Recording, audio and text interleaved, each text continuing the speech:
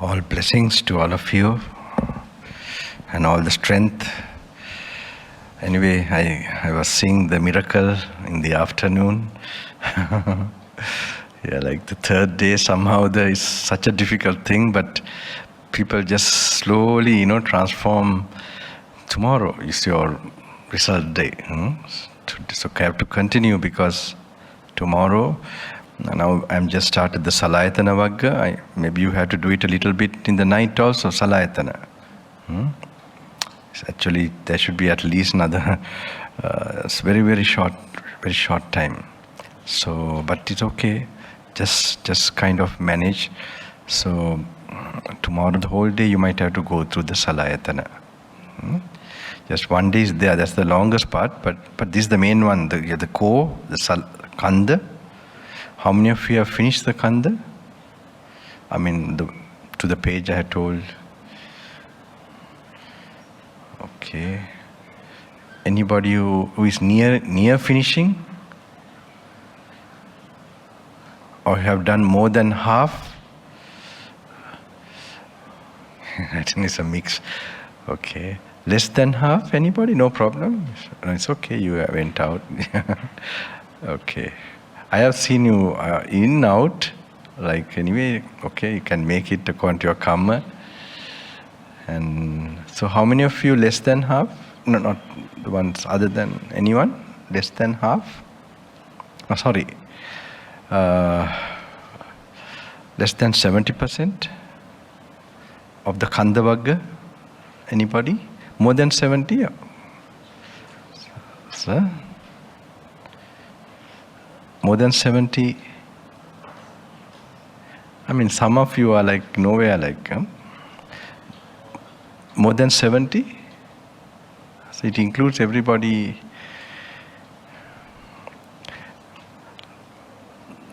Anyone managed to read less than 70%? I'm sorry.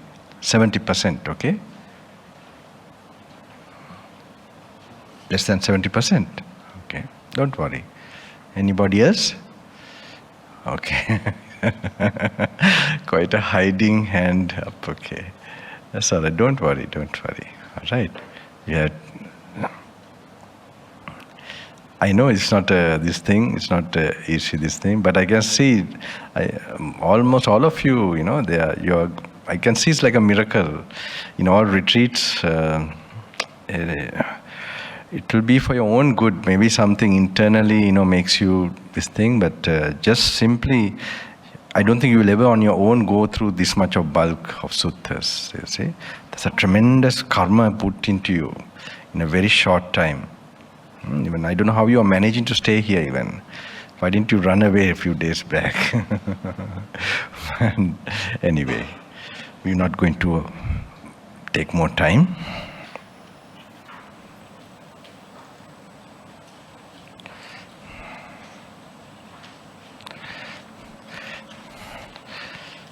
What about my friend? Did you manage to read something? Word of the Buddha? Just right behind the elderly gentleman, old disciple of Venerable, I think all the great Venerables who came here. Did you manage to read, sir, the word of the Buddha at least? Don't worry, it's okay. Just if you manage that, it's also okay. The word of the Buddha also, it's quite good. And somewhere in between, if you like to, you can read. Okay.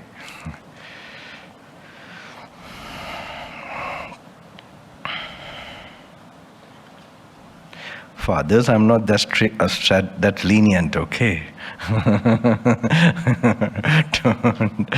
Because he's a very senior member, I think, of this, because I don't make that mistake, because, this is another way you're going to get something, so do it, okay?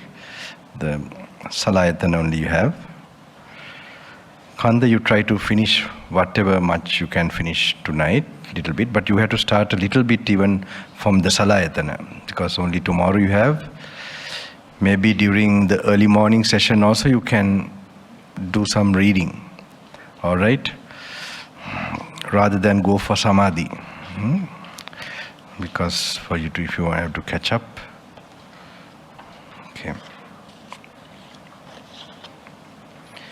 That is the core, and this is like actually more extension, but now only some, this is like massaging your wisdom eye, okay? And so it says some sudden slight ray can come. Slight ray might, it's like it's blind, it has been blind, okay? So that particular eye is very special, I will tell you that. So normally we have not been trained in the modern times to awaken that eye. It's almost most of them will die without ever been that this thing has ever been tried out. The human being has that tremendous, so that is really damaged more by sensual pleasures. Because the reptilian brain, more it is worked out, this one gets more blocked. Okay? There are many things about this actually. I don't know, I'm remembering if I tell you all. Normally, have you heard of this old saying, that your destiny is written in your forehead? Do you have it in the Chinese culture? I don't know. That your destiny is written in your forehead. Okay, the palm is there, that's okay. That's also right. Yeah, let me tell you. But what about this one? You have not heard about the destiny is written in your forehead? No? No, huh? Sri Lankan, huh? Sorry? Something similar, I'm sure you must be having. Because the ancient ones, they had a lot of knowledge about this destiny based on karma and all that. You have some lines here actually in your forehead, okay? In India especially, those rishis are very capable of, from a single glance, they could know, like the which period of your life, the main good karma is going to come and so on. I mean, I have very special experiences with that. So it is with some lines here and how the forehead is placed. Okay, so you must know that body is a past karma. So how the time frame of that fresh body, goes about. So there are some unchanging marks in our body, which shows that, so those masters have learned so they are masters in actually knowing the karmic process. And they have tried to stop the karma also. How? By samadhi. Okay? That is the highest they could do, so that no anger, no greed, but that escapes to a higher plane, but the latent tendencies for latent karma, kleshas or defilements are not clean. That's only a suppression practice. Okay? So that's a very additional one the Buddha gets to know by wisdom. So the wisdom eye is also here. Very interesting. Where you can change your destiny. The type of perception you are now, creating, and especially this intuitive faculty when you begin to awaken, then you'll see this destiny will start to change very fast. Change means your karmas will start to burn very fast. That means you will have more problems coming very fast. Problems is which you have to go through like several years, it will get. This you can't, this is called unthinkable, how it get burnt off, but it does happen. Okay, now I tell a story in Buddha Gaya, where I first met these people actually, even that time they were giving a lot of treatment to others, can remember, when you all were there long years back. So when I spent long times at Buddha Gaya, some have also come to stay for long periods, like from, remember, Thailand and all that. So this lady one day came with very sadness and said, Bhante, we have come to Buddha Gaya to meditate and pray, but we have come here, we have more problems here. They are suffering more. Then I told them, don't worry, Buddha Gaya is like an hospital. Your karma is being operated. So it is actually, it's true.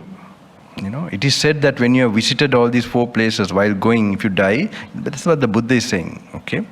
You're reborn in a Devaloka. Doesn't mean you're going to... So, actually, in tradition, when you're in the name of Buddha or in that direction, you have some problems, difficulties, you must know there is a blessing in it, okay? Because Buddha is a great being, the greatest being, most mystical being, most pure being in this world, that whoever gets connected to him in some way, he is called Nidukanang actually. I don't know how to say it in English. Nidukanang means, dukkha means suffering. Nidukanang means remover of suffering, you could call like that. Okay? Nidukana, remover of suffering. So this being is like that. So now, so the closest we are associating like this with the Dhamma. So I see before coming to the retreat, you might have problems. I don't know how, if you notice, you could have had so many obstacles to get into this. And then it's okay, well, then maybe after you go get back, but take all those things as blessing. Some is different. It might, maybe some of this has been burnt off before. We can't know exactly. Okay? But this will happen. This is the highest, I would say, kind of operation you would have gone through. But I hope you can spend more time, definitely, so that you will reach the fullest result of it. That is attaining. But at least I hope in this retreat, you will know how to do it. Which kind of contemplation you must do, how the contemplation is done. What is your guide for your mindfulness and contemplation? And then how it has to go with meditation and reading. These things, simple things if you know. And you can also start your daily life slowly with more sense restraint, especially with other things like the phone usage, knowing the damage of it, that the ability for you to have this kind of contemplation will be damaged by that. Okay, I know people, when I have told this, when they have avoided YouTube and all that, then they find that deep, this thing they begin to, Bhante, there's that deep something in, now I begin to, get a feel of it. So at least they have some idea. They are going to get an idea. Because this is too, addictive also, and it has it is made that way. So you have more dopamine, this thing, so you'll be hooked to this. More views, more this thing, so it can go on. It's not for your well-being, so you have to limit it for your normal real work. Like you can't do without this, you need GPS and today modern times, so you must learn to reduce this and you must know that this is a danger. If you want to really deeply experience something and maybe get liberated, or at least as a normal person, experience more peaceful abiding, a great or higher quality of life, I would say. That when you are daily from morning till evening, that you are living a pleasant life, a meditative life, that you must make sure you start from the time you leave. Tomorrow, no, day after tomorrow you have to go, right? Okay. Day after tomorrow morning is finished, or? Okay. All right. So you still have the lunch. Maybe that time I will give you this one last discourse I give. That's called parachute jump. Okay, because people are fascinated by this parachute jump. Don't worry, we have enough height here. Okay, no, this is enough. Don't extend it too much. No. But afternoon until the morning is good if they're having, at least. Then okay, no problem. But don't relax, okay? You just continue. That's very important. Especially tomorrow is really the day for you. And if you just relax, the last minute, like I was the 14 days with Bhante. So I continued. The 14th day only I had this certain experience. So if I relax that particular, this thing, you come to like the finish line and, no, this will not be waste, it will, but, this samsara. So the samsara is this thing, do you like to go on more quicker? You can have these insights and realization, the suffering will be less. And you can coolly live, in this life actually with a direction. And that will be a greatest thing you have achieved in this life. How many things you achieve materially won't give you that satisfaction. Okay.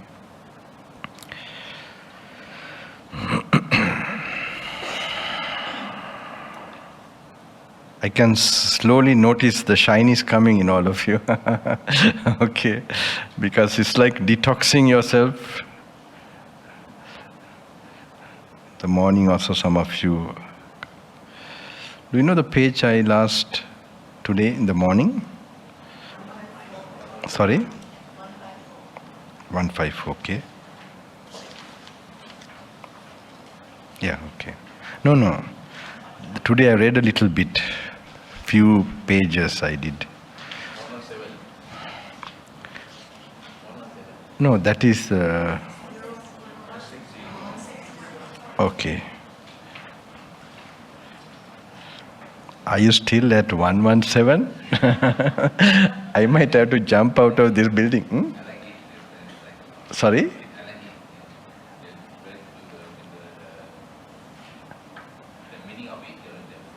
Yeah, very good, very good. Oh, so that sutta struck you. Yeah, correct. It's good. It's good. Bubble, yes, yeah. Very good. This one simple things, if you can ponder for long.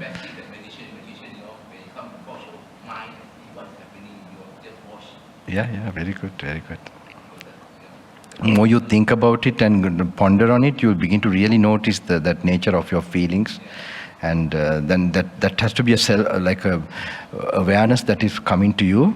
Then slowly your attachments will, and also you will feel very light because nothing to take so seriously.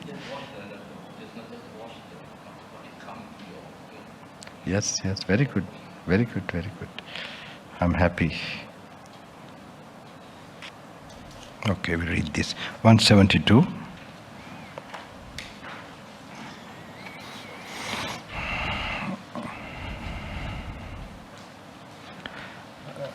At Savatthi, then the Venerable Mikajala approached the Blessed One, paid homage to him, sat down to one side and said to him, Venerable Sir, it is said a lone dweller. In what way, Venerable Sir, is one a lone dweller, and in what way is one dwelling with a partner? There are Mikajala forms cognizable by the eye that are desirable, lovely, agreeable, pleasing, sensually enticing, tantalizing. If a bhikkhu seeks delight in them, welcomes them and remains holding to them, delight arises. When there is delight, there is infatuation. When there is infatuation, there is bondage. Bound by the fetter of delight, Mikajala, a bhikkhu is called one dwelling with a partner. There are Mikajala sounds cognizable by the ear, odors cognizable by the nose, taste cognizable by the tongue, tactile objects cognizable by the body, mental phenomena cognizable by the mind, that are desirable, lovely, agreeable, pleasing, sensually enticing, tantalizing. If a bhikkhu seeks delight in them, he is called one dwelling with a partner. Mikajala, even though a bhikkhu who dwells thus resorts to forests and groves, to remote lodgings where there are few sounds and little noise, desolate, hidden from people, appropriate for seclusion, he is still called one dwelling with a partner. For what reason? Because craving is his partner, and he has not abandoned it. Therefore, he is called one dwelling with a partner. There are Mikajala forms cognizable by the eye that are desirable, lovely, agreeable, pleasing, sensually enticing, tantalizing. If a bhikkhu does not seek delight in them, does not welcome them, and does not remain holding to them, delight ceases. When there is no delight, there is no infatuation. When there is no infatuation, there is no bondage. Released from the fetter of delight, Mikajala, a bhikkhu is called a lone dweller. There are Mikajala sounds cognizable by the ear, odors cognizable by the nose, taste cognizable by the tongue, tactile objects cognizable by the body, mental phenomena cognizable by mind, that are desirable, lovely, agreeable, pleasing, sensually enticing, tantalizing. If a bhikkhu does not seek delight in them, he is called a lone dweller. Mikajala, even though a bhikkhu who dwells thus lives in the vicinity of a village, associating with bhikkhus and bhikkhunis, with male and female lay followers, with kings and royal ministers, with sectarian teachers and their disciples, he is still called a lone dweller. For what reason? Because craving is his partner and he has abandoned it. Therefore, he is called a lone dweller.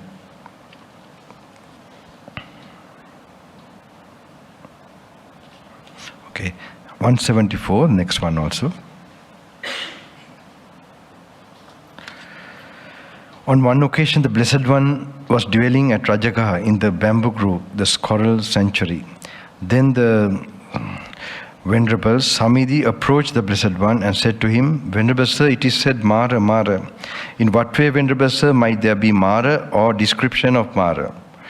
Where there is the I Samidhi, where there are forms, I consciousness, things to be cognized by the I conscious. Now, how many of you were there when I first spoke, when I was the first day? How many of you were not present on the first day? 3 of you. So I explained about consciousness, because now for this to have some idea, it's like, we have the main thing, we have body and we have consciousness, okay? So say somebody hit you and you became unconscious, okay? So when we get the initial consciousness, it has a very distinct difference from the body. That's why we can separate it very clearly as a being, a person, what constitutes a person. He has a body, and then the main is consciousness. And in consciousness, you have the factors of consciousness. You feel, you perceive, the way you perceive, you react, these 3, okay? So these are called Vedana, Sanya, Sankara. All right? So if I do it slow motion, for example, you have the ear. So you're unconscious, okay? You have the ear and you have the sound wave. Okay, that is material part, okay? That's what is called Rupa all the time here. So based on these 2, initially you are getting consciousness. That is called like a reflection that happens in you. That's the initial birth of consciousness. Okay, this happens all the time, very fast in all of us. So initial sort of this thing, with that, there's immediate, you could say consciousness arising. If you call it ear consciousness, okay, related to ear. So immediately there's something happen is the consciousness. Then the sensation is there within immediately, and the sensation is measured as pleasant, unpleasant, or neutral. That measuring is done, that function is called perception. All right?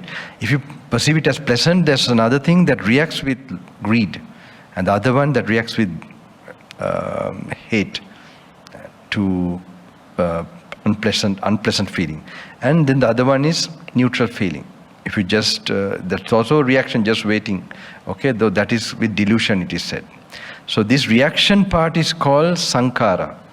Okay, mental formations, all right? The one the name they have given in English, mental formations, okay? That is the karma. So if you, karma creating this thing, so that is, if you just think with that, that's called mind karma, mano karma, okay? If you talk like with that, then it will be vachi karma, word karma. And if you act, it will be kaya karma, all right? This is a basic mechanism, but that's so these are the 5 skandhas we say it's me and I, and the ego is formed. So here in the Kanda Vagga, we were very much analyzing about the 5 khandhas, analyzing and trying to get detached from it. Okay? And now here, it is the 6th sense. And I told about a very important thing which is very related with this. Is that the last, now for example, you need some karma you need a karma even to come here. You hear from somebody there's a retreat, all right? And then that is karma for you to hear. And then you get an urge, oh, let me go, okay? So that is your craving, your desire. And there is karma for you to hear it, and then you have that inner desire.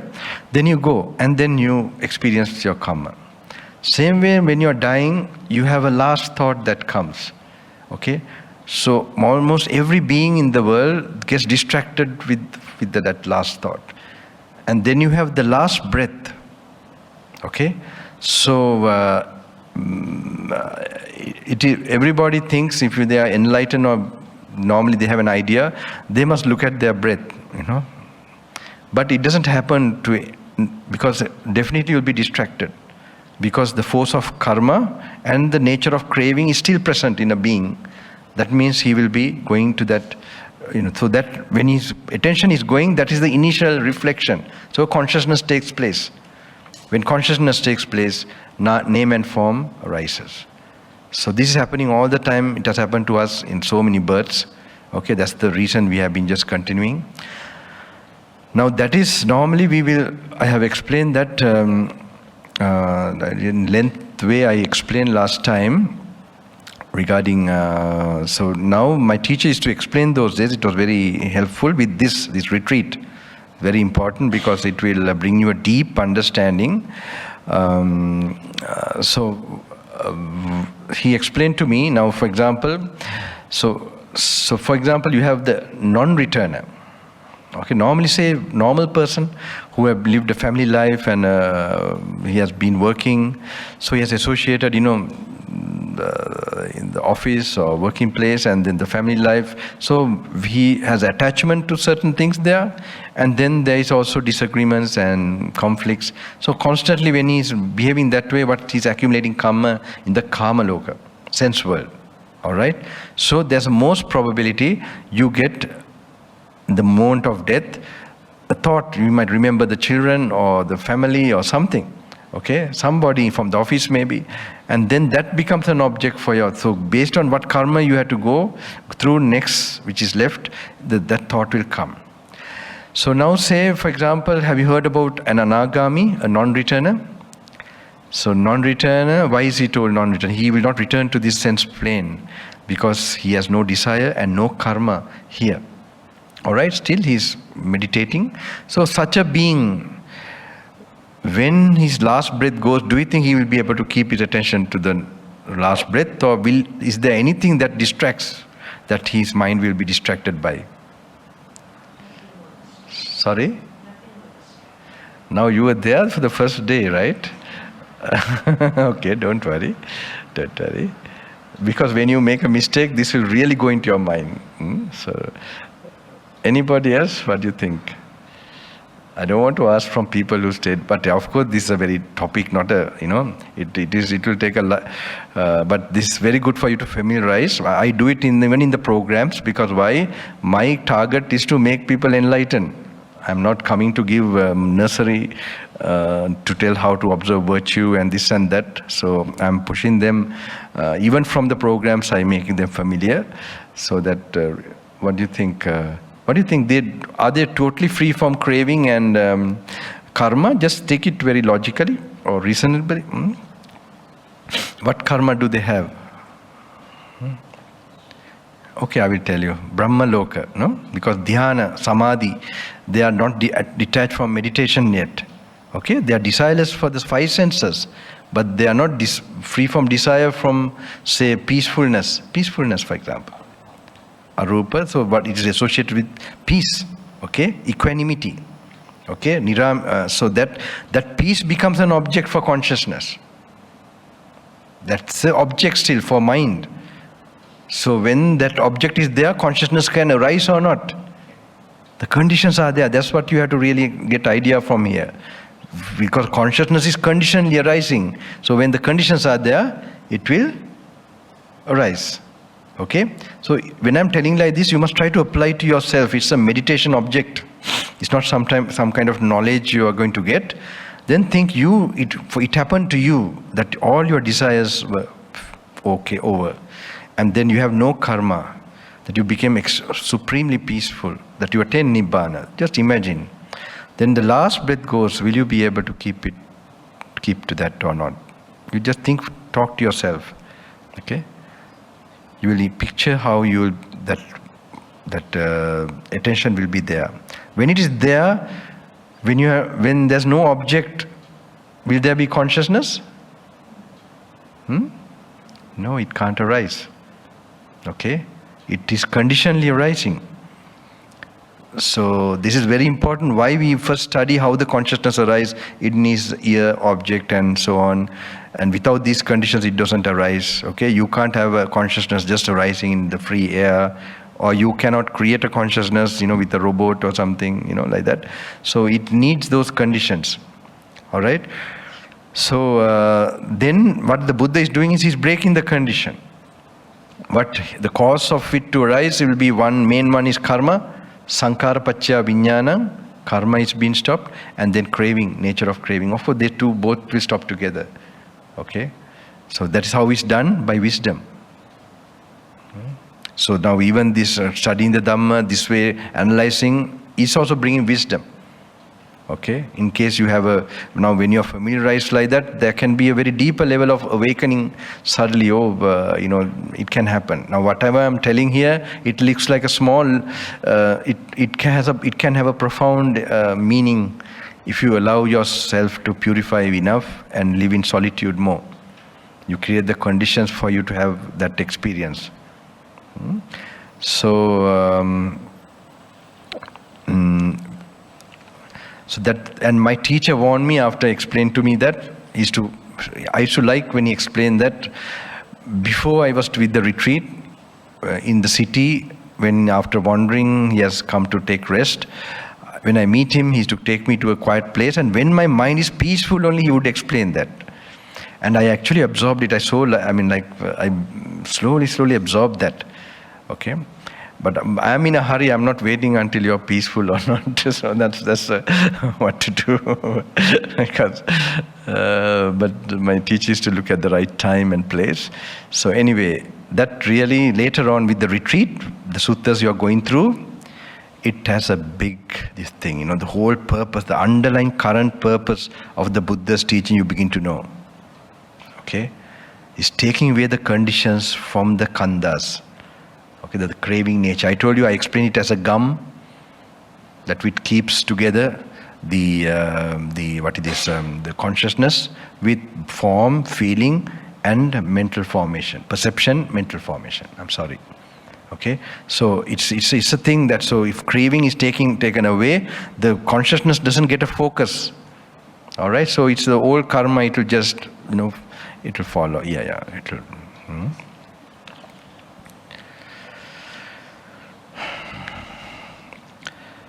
Samidhi approached the Blessed One and said to him, Venerable Sir, it is said Mara Mara. In what way, Venerable Sir, might there be Mara, or the description of Mara?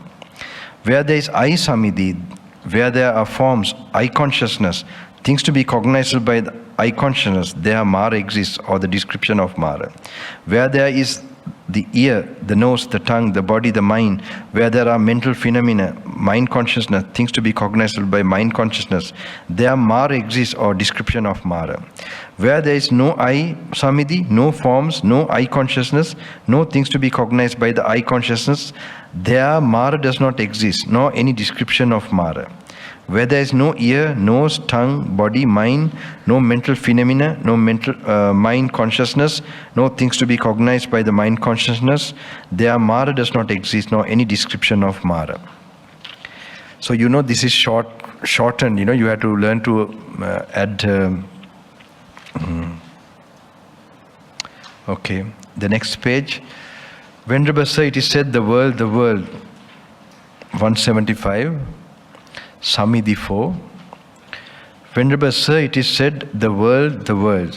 In what way, Venerable Sir, might there be the world, or the description of the world? Where there is I Samidhi, where there are forms, I consciousness, things to be cognized by I consciousness, there the world exists, or description of the world. Where there is the ear, the nose, the tongue, the body, the mind, where there are mental phenomena, mind consciousness, things to be cognized by mind consciousness, there the world exists, or the description of the world. Where there is no I Samidhi, no forms, no I consciousness, no things but to be cognized by I consciousness, there the world does not exist, nor any description of the world. Where there is no ear, nose, tongue, no body, no mind, no mental phenomena, no mind consciousness, no things to be cognized by mind consciousness, there the world does not exist, nor any description of the world. 184, the world.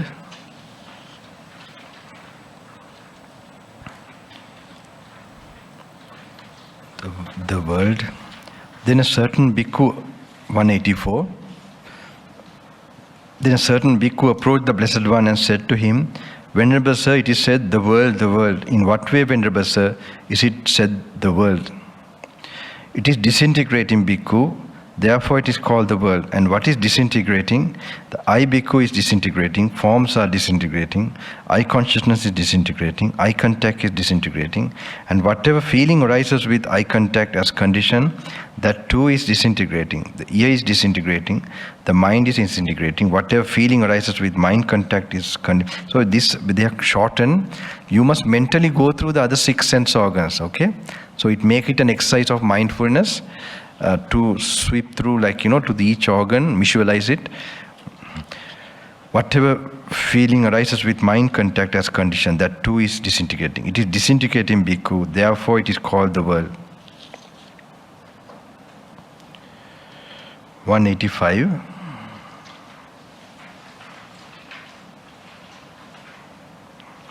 Empty is the world.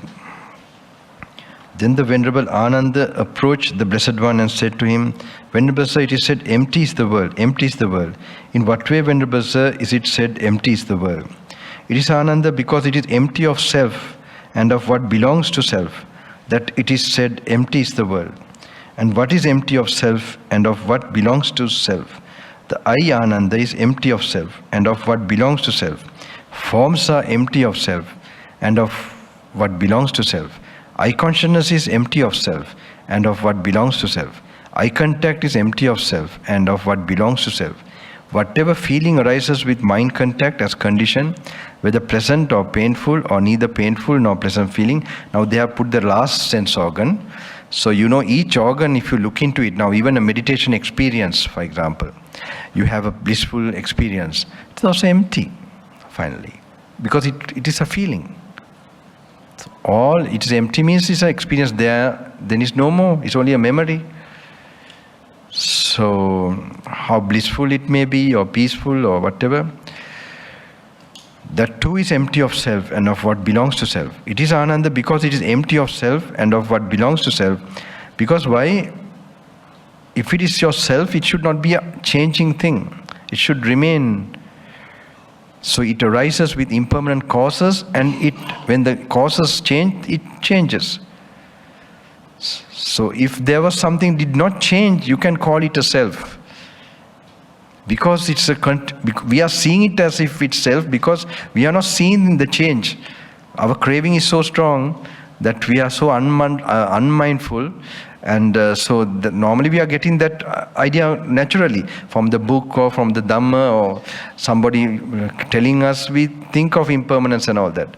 But now consciously when you're meditating only, you're becoming more aware of that reality that is most underlying in our being, our experience, our existence.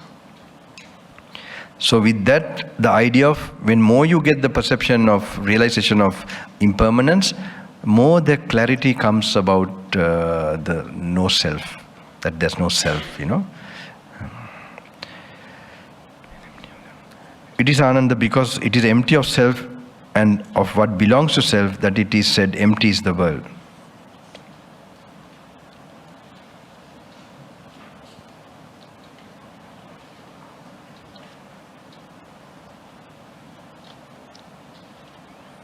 Okay, this is a very good one. 193.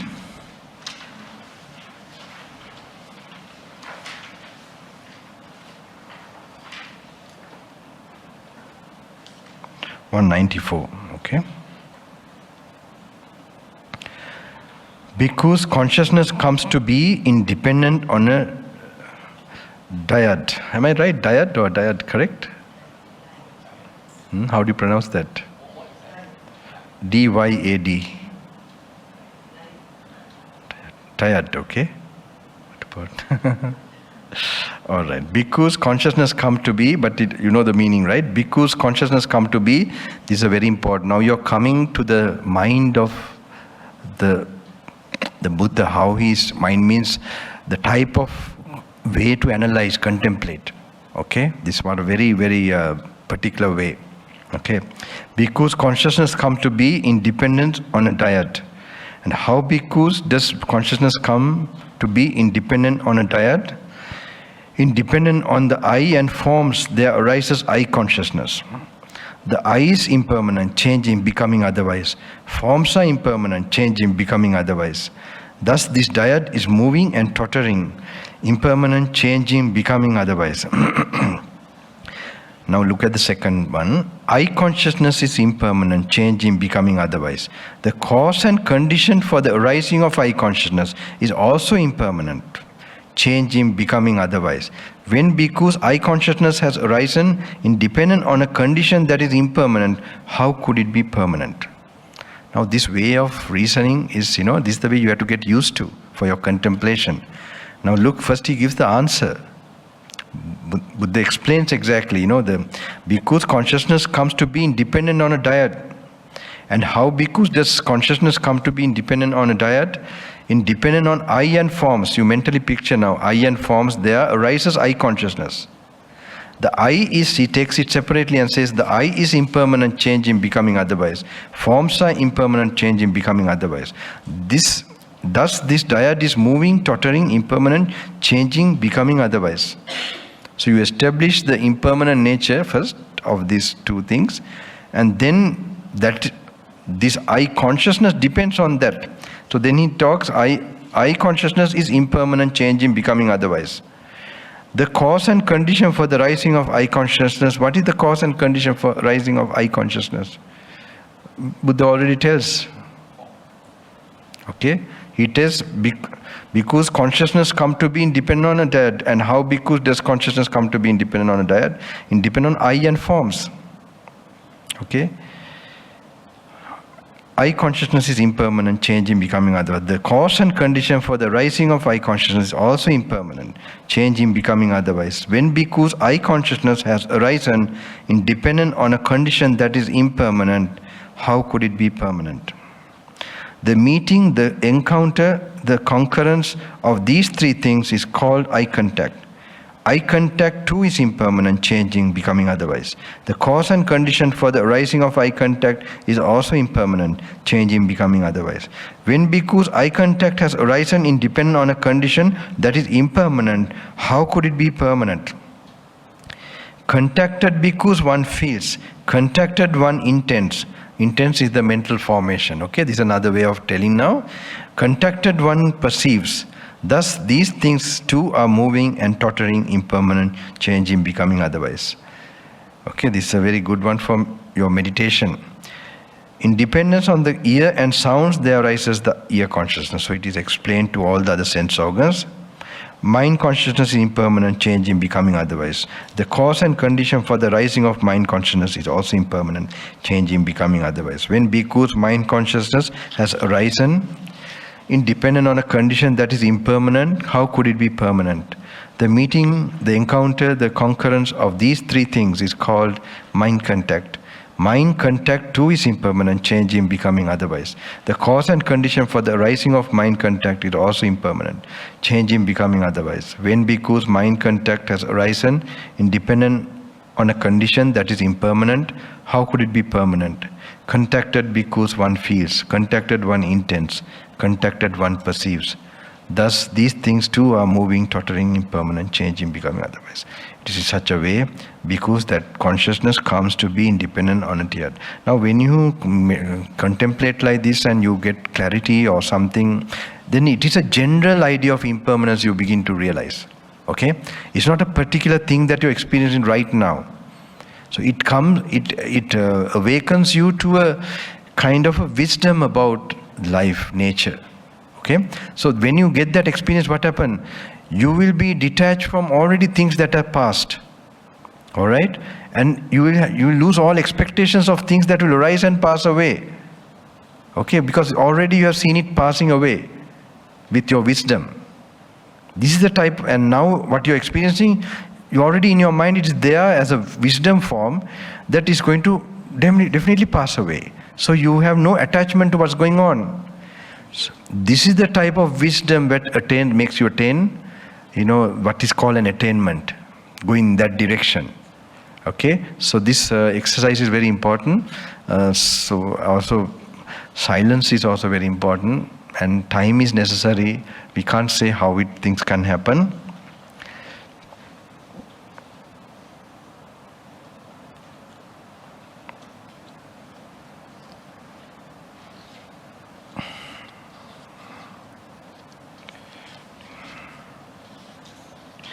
200, page number 200. 200.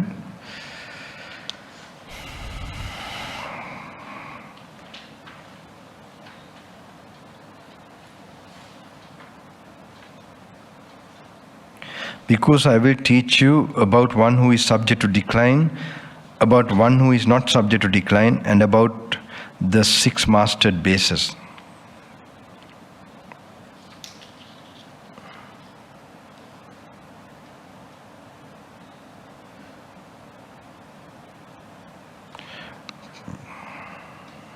Wait 1 minute, let's see.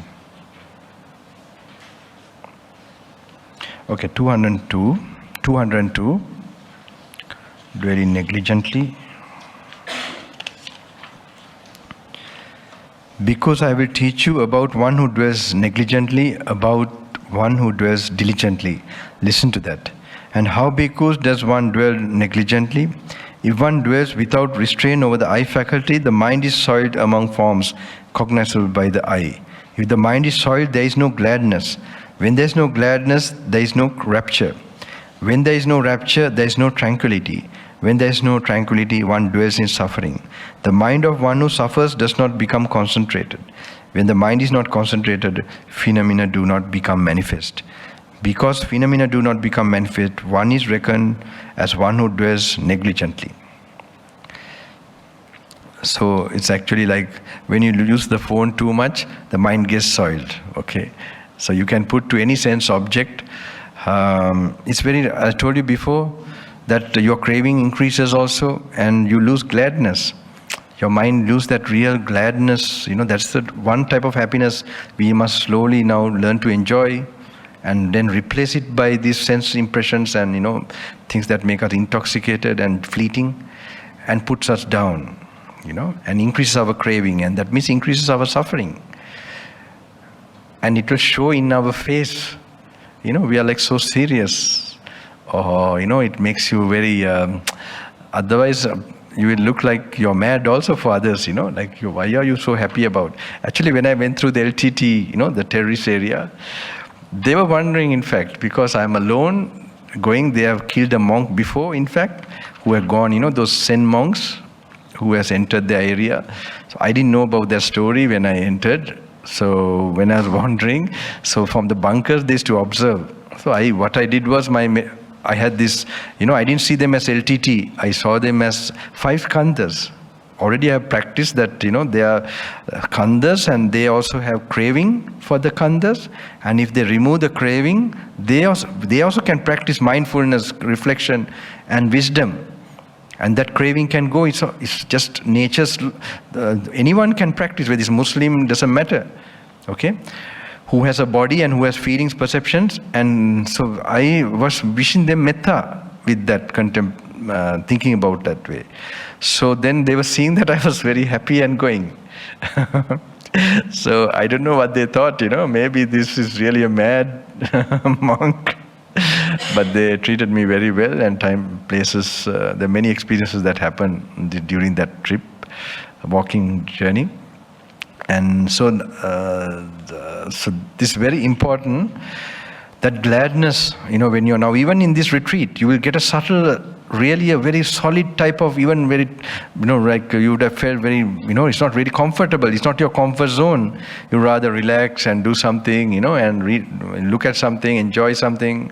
You might see that as an enjoyment. But this will give you a real fulfillment. If it doesn't, you tell me. Okay, send a message through somebody. Yes.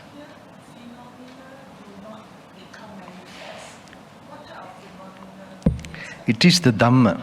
Now I told you, like, now even about the skandhas, the 5 aggregates, or any Dhamma not becoming. You know, now Buddha is actually analyzing phenomena. Phenomena means body is a phenomena. Okay, it's a manifestation in the world. Okay, feelings, perceptions, they're all a certain thing happening in the world.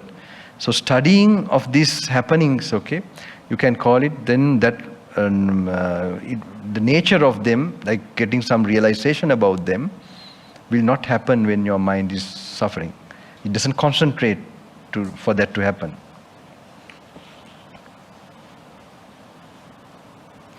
Now when you're at a certain peacefulness, it can happen naturally, automatically. Suddenly you're reading, you're in meditation, though you're not necessarily you're going to be sitting and waiting, but it has matured, like there are times you have, after some time, where you have automatically, suddenly this word becomes very clear. The simple, this thing is the subtle awareness, realization you get. It's very subtle like that. But it's very clear, it will become...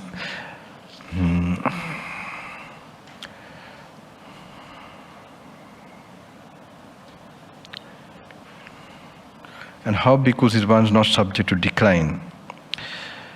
It is in such a way bhikkhus that one is subject to decline. And how bhikkhus is one not subject to decline? Here bhikkhus, when a bhikkhu has seen a form with the eye, there arises in him evil, unwholesome states, memories, intentions, connect with the fetters.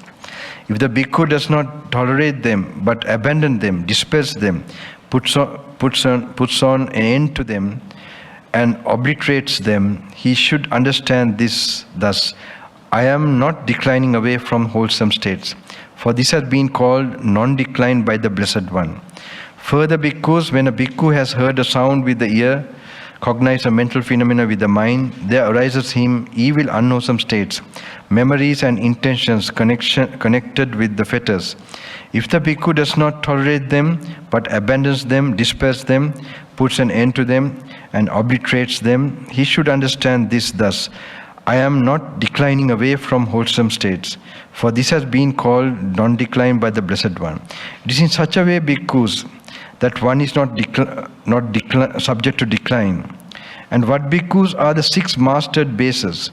Here bhikkhus, when a bhikkhu has seen a form with the eye, there do not arise in him evil, unwholesome states, nor any memories and intentions connected with the fetters. I'm reading something else, isn't it? The behind the previous one. Okay. All right. It is in 202, right? It is in such a way, bhikkhus, that one dwells negligently. 202. And how bhikkhus does one dwell diligently? If one dwells with restraint over the eye faculty, the mind is not soiled among forms cognizable by the eye. You can see this very practically happening in your life. It's very nice. I remember when I was very young, I used this for my business management to write a kind of how to be a leader or something, Or I took the theme management, business management, and ponder on that and wrote new ideas about it. So this lecturer thought that I have studied everything and really created something. So I did get a lot of good marks. And how bhikkhus does one dwell diligently? If one dwells with restraint over the eye faculty, the mind is not soiled among forms cognizable by the eye. And if the mind is not soiled, gladness is born. That is observing the sila. Okay? Because you are not allowing the sense experience to happen. I told you about the sense control practice. This Indriya Sangvara it is called. So in that practice mainly, if you give up a pleasure, means it's a sacrifice. So that level you must really learn to practice, where then only that gladness will come. But out of faith you do it.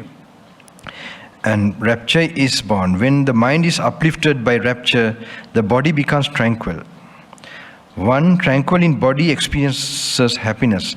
The mind of one who is happy becomes concentrated. When the mind is concentrated, phenomena become manifest. Because phenomena become manifest, one is reckoned as one who dwells diligently. If one dwells with restraint over the ear faculty, then the mind is not soiled among sounds cognizable by the ear.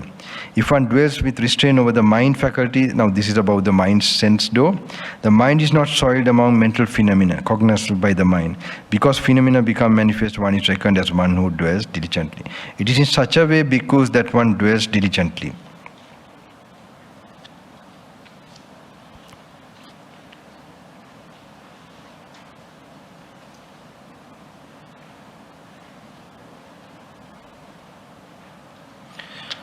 Okay, we read the next page also. And how bhikkhus is there non-restraint?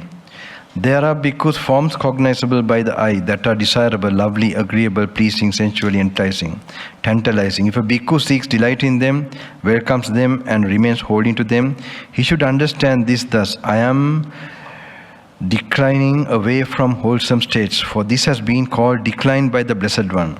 There are bhikkhus sounds cognizable by the ear, mental phenomena cognizable by the mind, that are desirable, lovely, agreeable, pleasing, sensually enticing, tantalizing. If a bhikkhu seeks delight in them, welcomes them, and remains holding to them, he should understand this thus: I am declining away from wholesome states, for this has been called decline by the Blessed One. Such a bhikkhu is non-restrained. Such bhikkhus is non-restrained. And how bhikkhus is there restrained? There are bhikkhus forms cognizable by the eye that are desirable, lovely, agreeable, pleasing, sensually enticing, tantalizing.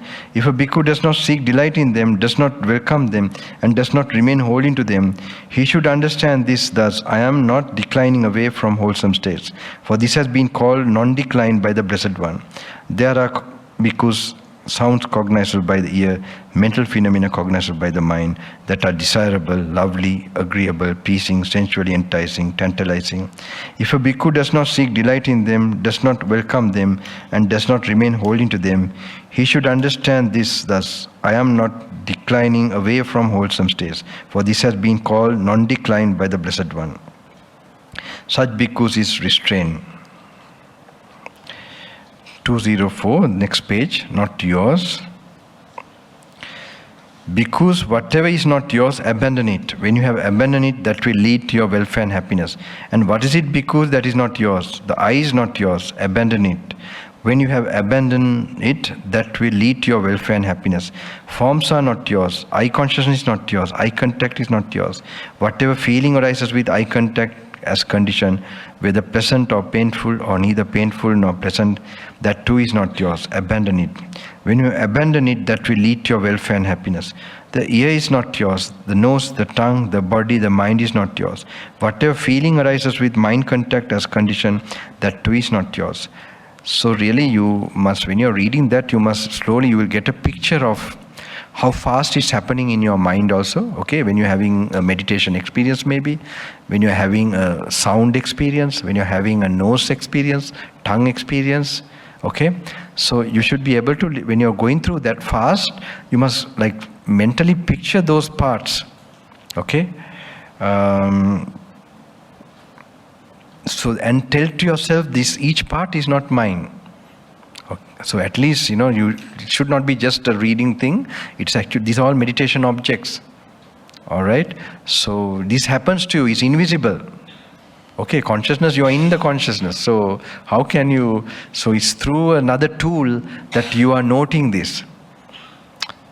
Okay, so that's why it's a meditation. It's not something, this is actually like a great voyage. You're going into the unknown final truths and realities about life and existence. Ear is not yours, the mind is not yours. Whatever feeling arises with mind contact as condition, that too is not yours. Abandon it. When you have abandoned it, that will lead to your welfare and happiness. Suppose bhikkhus, people were to carry off the grass, sticks, branches and foliage in this Jeta grove, or to burn them, or to do with them as they wish. Would you think people are carrying us off or burning us? So when you are reading also, you can reflect. The very body you are holding the book, okay, or this thing, that is all not yours. Okay. Suppose bhikkhus, people were to carry off grass, sticks, branches and foliage in this Jeta grove, or to burn them, or to do with them as they wish. Would you think people are carrying us off, or burning us, or doing with us as they wish? No, Venerable Sir. For what reason? Because, Venerable Sir, that is neither ourself nor what belongs to ourselves.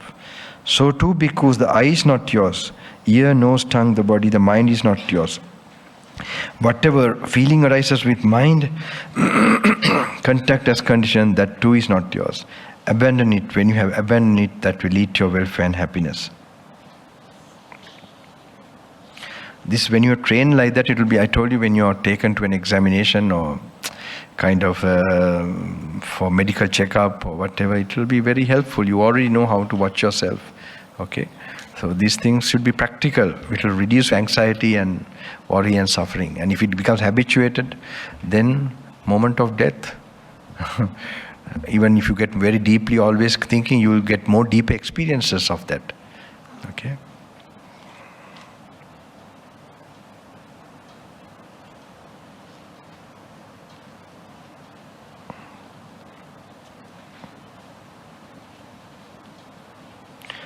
(208).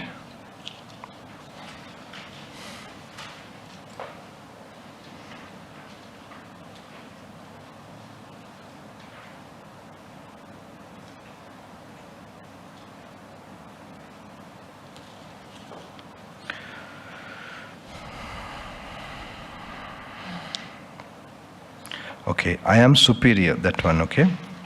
208. Because when what exists by clinging to what, by adhering to what does the thought occur, I am superior, or I am equal, or I am inferior. Whenever, sir, our teachings are rooted in the Blessed One. When there is the I, because by clinging to the I, by adhering to the I, the thought occurs, I am superior, or I am equal, or I am inferior. When there is the ear, when there is the mind, by clinging to the mind, by adhering to the mind, the thought occurs, I am superior, or I am equal, or I am inferior. What do you think? Because is the eye, ear, nose, tongue, the body, the mind permanent or impermanent?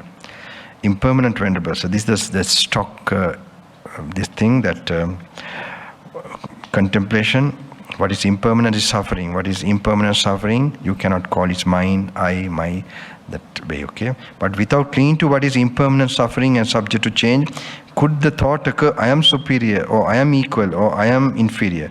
No, Venerable Sir. Next one also, I will, in the next page, 209, things that fetter. Because I will teach you the things that fetter and the fetter. Listen to that. And what bhikkhus are the things that fetter, and what is the fetter? The I bhikkhus is a thing that fetters. The desire and lust for it is the fetter there. It's very nice to see that distinction, you know. So you get some clear idea. And what bhikkhu are the things that fetter? And what is the fetter? The I bhikkhus is a thing that fetters. The desire and lust for it is the fetter there. Okay, I was telling before, the ear does not get angry yesterday or day before yesterday. The nose does not smell. Do you get that point? It is in consciousness these things happen. Okay? So it's very little similar to that. It's the thing that fetters. The desire and lust for it is the fetter there. The ear is the thing that fetters. The mind is the thing that fetters. The desire and lust for it is the fetter. These are called the things that fetter, and this is the fetter. Because I will teach you the things that can be clung to, and the clinging, listen to that. And what bhikkhus are the things that can be clung to, and what is the clinging? The I bhikkhus is a thing that can be clung to. The desire and lust for it is the clinging there. The ear is a thing that can be clung to. The mind is a thing that can be clung to. The desire and lust for it is the clinging there. These are called the things that can be clung to, and this is the clinging. So just imagine all the 6 sense organs ceasing. What is that? So what is the opposite of clinging completely in this world? Sorry? Yeah, this is a word. What is the opposite? Nibbana. Nibbana.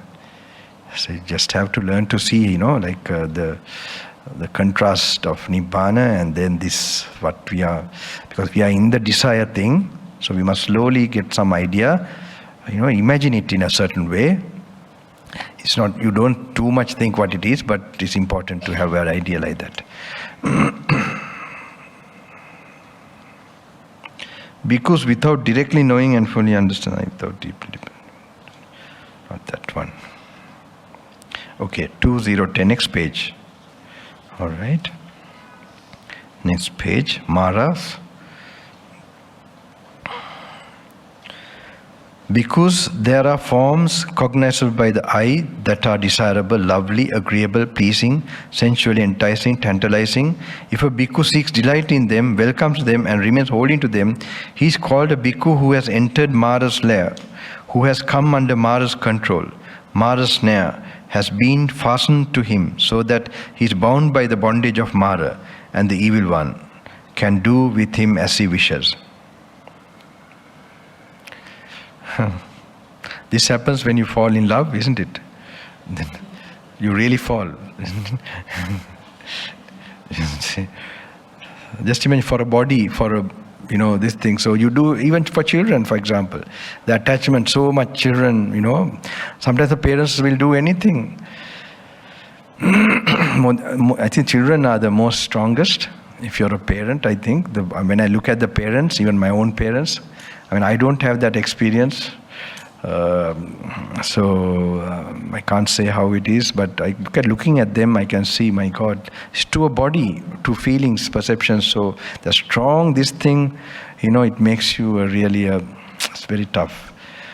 There are bhikkhus, sounds cognized by the ear, mental phenomena cognized by the mind, that are desirable, lovely, agreeable, pleasing, sensually enticing, tantalizing. If a bhikkhu seeks delight in them, the evil one can do with him as he wishes.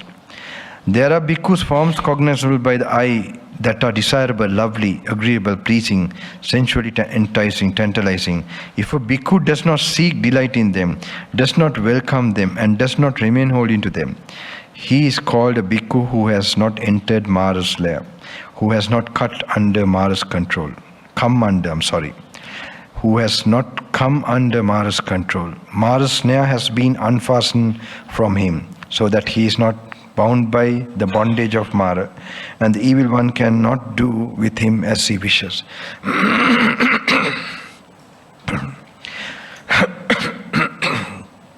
There are bhikkhus, sounds cognizable by the ear, mental phenomena cognizable by the mind, that are desirable, lovely, agreeable, pleasing, sensually enticing, tantalizing. If a bhikkhu does not seek delight in them, the evil one cannot do with him as he wishes.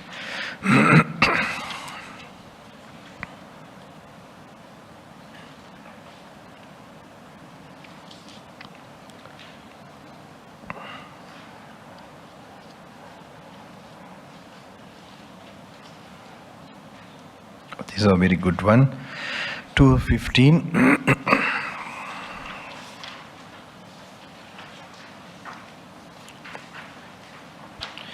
Suckers. On one occasion, the Blessed One was dwelling at Rajagaha on Mount Vulture's Peak. The Sakka, Lord of the Devas, approached the Blessed One, paid homage to him. 2:15. Lord of the Devas approached the Blessed One, paid homage to him, stood to one side and said to him, Venerable Sir, what is the cause and reason why some beings here do not attain Nibbana in this very life? And what is the cause and reason why some beings here attain Nibbana in this very life? What does that mean?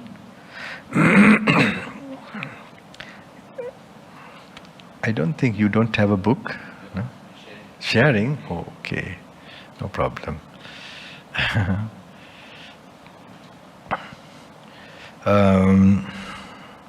What is the cause and reason why some beings here do not attain Nibbana? So what is that? What is the meaning of that? In this life, don't read the next. Like in this life, that means this is talking about why doesn't he not become an Arahant, right? That is understood, right? Why is he not becoming an Arahant? Okay. Venerable Sir, what is the cause and reason why some beings here do not attain Nibbana in this very life? So I'm just asking the question only, not answer for that, okay? That is clear in you. And what is the cause and reason why some beings here attain Nibbana in this very life? That means they attain after death, they are not reborn again, okay? There are lords of the Devas, forms cognizable by the eye that are desirable, lovely, agreeable, pleasing, sensually enticing, tantalizing. If a bhikkhu seeks delight in them, welcome them, and remains holding to them, his consciousness becomes dependent upon them and clings to them. A bhikkhu with clinging does not attain Nibbana. This is a very deep area you can be, you know, because you can look at that with the breath and, you know, your mind going to an object the last moment. Okay? This is very important to what I explain. You know, my teacher used to also explain. So, because we have this like desires and clinging still, and now we go to these objects, how we will not be able to be there. Okay? Okay, just relate to this. That's why this one emphasizes that nicely. If a bhikkhu seeks delight in them, welcomes them, and remains holding to them, his consciousness becomes dependent upon them and clings to them. A bhikkhu with clinging does not attain nibbana. There are lords of the devas, sounds cognizable by the ear, mental phenomena cognizable by the mind, that are desirable, lovely, agreeable, pleasing, sensually enticing, tantalizing. If a bhikkhu seeks delight in them, welcomes them, and remains holding to them, his consciousness becomes dependent upon them and clings to them. A bhikkhu with clinging does not attain nibbana. This is the cause and reason, Lord of the Devas, why some beings here do not attain nibbana in this very life. There are lords of the Devas, forms cognizable by the eye, mental phenomena cognizable by the mind, that are desirable, lovely, agreeable, pleasing, sensually enticing, tantalizing. If a bhikkhu does not seek delight in them, does not welcome them, and does not remain holding to them, his consciousness does not become dependent upon them or cling to them. A bhikkhu without clinging attains nibbana. This is the cause and reason, Lord of the Devas, why some beings here attain nibbana in this very life. So what do you think? What kind of level we have to get not to be reborn at all? No, the quality like desire should be like zero. No desires. So can we not know while we are practicing that our desires, if this is really absent, when we look at ourselves honestly, will we not be able to notice or not? We'll be able to notice. So at least this should happen to you. While you are practicing, your desire should be slowly at least reducing by now. Slowly should be reducing. From say 10 years ago, or even if you started right now, at least after 1 month, 2 months, you should be going in that direction. That means you'll be continuing practicing this. It will happen. You will notice that. Even you're going through places where there are a lot of stimulation, like maybe the cities or, then you'll find 10 years ago, I have some experience myself about that. You can see that, you'll find naturally like the sense impressions are there, but your involvement becomes less and less. Okay?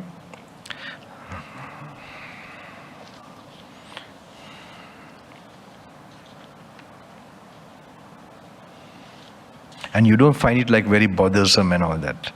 People find it something very bothersome. Why? It's their problem. It's not that the environment is creating problem. Okay? So then that's why now actually in the forest monks and all that, we train them to go through the village. You have to train all that, the sin stress train, and then do the wandering also. You meet very uncertain situation, and also to remain in solitude to deepen your practice with the teachings. Okay, 233.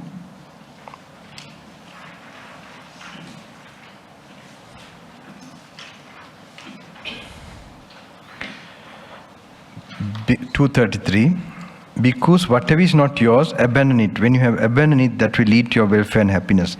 And what is it, bhikkhu, that is not yours? The eye is not yours, abandon it. When you abandon it, that will lead to your welfare and happiness. The ear is not yours, the nose, the tongue, the body, the mind is not yours. Abandon it. When you abandon it, that will lead to your welfare and happiness. Suppose, bhikkhus, people were to carry off the grass, sticks, branches and foliage in the Cheta grove, or to burn them, or to do with them as they wish. Would you think people are carrying us off, or burning us, or doing with us as they wish? No, Venerable Sir. For what reason? So you must put this idea, like something, maybe in your garden. In your garden also problem you think is my garden. So say something outside the next door, or somebody steals something, takes away. You're not affected. You don't feel very much. So try to relate that to this body. From the standpoint, like, that you have to relate and, really get an idea, like, the body and the consciousness. So you are moving away from these 5 things within you, what is like in that moment. This should help you to exercise that. The next one also there, not yours, is not impermanent with the cause. Okay, this is very nice, very important. 233. Because the eye is impermanent, the cause and condition for the rising of the eye is also impermanent. As the eye has originated from what is impermanent, how could it be permanent? What is the cause and condition of the eye? What do you think? I mean, if you were listening to me yesterday and so on, eye is what a part of the body, right? Okay, so what are the causes of it, of eye? Or what is the causes of this body? Direct causes. Okay, that is there. But there's some, yeah, what is that? Karma. And what is the other one? Tanha is there, okay. Because of tanha you make karma. But the direct one, more direct than that. Sorry? Okay, yeah. That is also there. Direct cause, always we are putting that cause for this to go on. Every day. Food, yes. Food and karma. Okay? So you must mentally picture, if you take away food and karma, how this cannot go. So this is like, for your contemplation, it's good to. So because the eye is impermanent, and those are impermanent causes. Karma is impermanent thing, food is impermanent thing. Therefore, you can never create a body that is never going to change.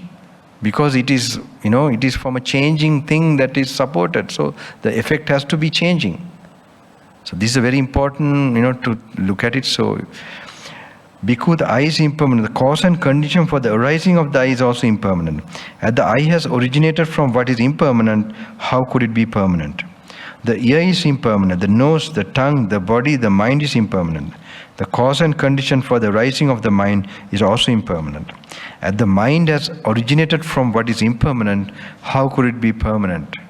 Seeing thus, because the instructed noble disciple experiences revulsion towards the eye, ear, the nose, the tongue, the body, the mind. Experiencing revulsion, he becomes dispassionate. Through dispassion, his mind is liberated. Now this also you must imagine, okay? Like you have eye, ear, nose, tongue, body.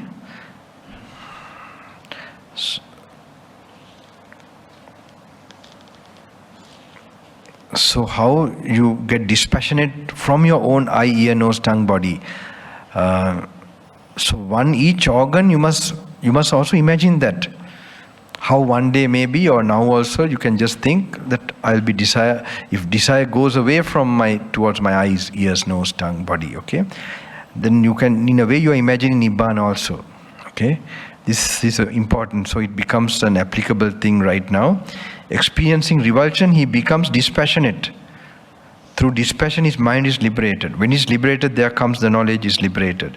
He understands, destroyed his birth, the holy life had been lived, what had to be done had been done. There is no more for this state of being. Next one also we read. Because the eye is suffering, the cause and condition for the arising of the eye is also suffering. As the eye has originated from what is suffering, how could it be happiness? The ear is suffering, the nose, the tongue, the body, the mind is suffering. The cause and condition for the rising of the eye, ear, nose, tongue, body, mind is also suffering. As the mind has originated from what is suffering, how could it be happiness? Because the eye is non-self, the cause and condition for the arising of the eye is also non-self. As the eye has originated from what is non-self, how could it be self? The ear is non-self, the nose, the tongue, the body, the mind is non-self. The cause and condition for the rising of the mind is also non-self. As the mind has originated from what is non-self, how could it be self? Now when you have got some little glimpse or grasp of this, you'll find a big load going away from you, like you just let go this whole thing. This you must try to get that effect, okay? So if you find the time is short, then you'll have to read fast, but otherwise try to contemplate and do it, okay? After this retreat, in your future, you're not going to rush like this. You're going to, go deeper and get that subtle clarities with you. Those are really like gems, okay? Those moments in your bed, maybe, relaxingly, okay? Think you're in the jungle. I mean, our relaxing place was those days, the kutiyas and... Oh, as a layperson, with my grandma's, we had a small annex given to me, so I was there, and that was a good time in the city. So I used to go for a walk, I told you, in the evening to the monastery, one monastery like this. So go and do the walking meditation. The one occasion only, that particular time I never forget, like then this short alley, like a veranda, very silent place. So I realized always these insights were there when there's deep silence, even externally. You could see the echoing of the silence. I feel like encouraging you, give you some idea sometimes, in the cave one time, like, certain insight, okay, like you have gone so within you. That's why you need samadhi for this. You should go quite within, then only that intuitive faculty starts to, work. So, like slowly at that particular time, it is also like, jati paccaya jara marana, the birth is the cause of jara marana, decay and death. That is actually impermanence, all right? So there's something now we can't explain because it's beyond words. It is going to an infinite this thing. But I remember one particular thing that slowly I was coming aware, like I was very inward and slowly becoming aware of the sounds. Like, the sense, the sound world was slowly I was becoming conscious of it actually. Like there was, I remember the Dhanashala, Dana hall, the far away. Like, I was so much in, that's why I said you have to go within also, Kayagata Sati. Bodily mindfulness is also necessary. And the necessary contemplation. Too much contemplating also will not very problem. So, just like a very subtle thing. So if you don't contemplate, if you don't get, you don't read like this and get the right type of contemplation, it will not work. If you only have mindfulness and all that, have not this, enough this thing, that will also not work. So you must learn to balance it.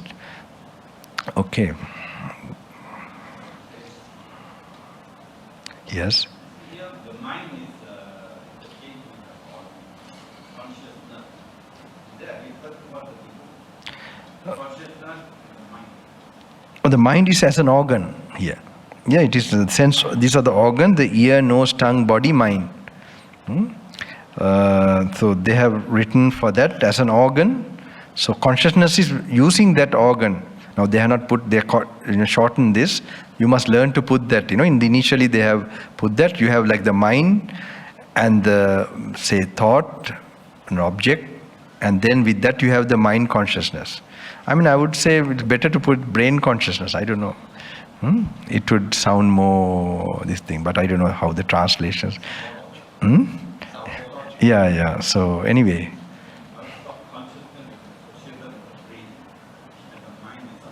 Yeah. It's a kind of, it's a part of like thoughts and thinking and all that, So it doesn't matter, it's, but this is very important to know the 6 sense organs. That's what he's talking about here.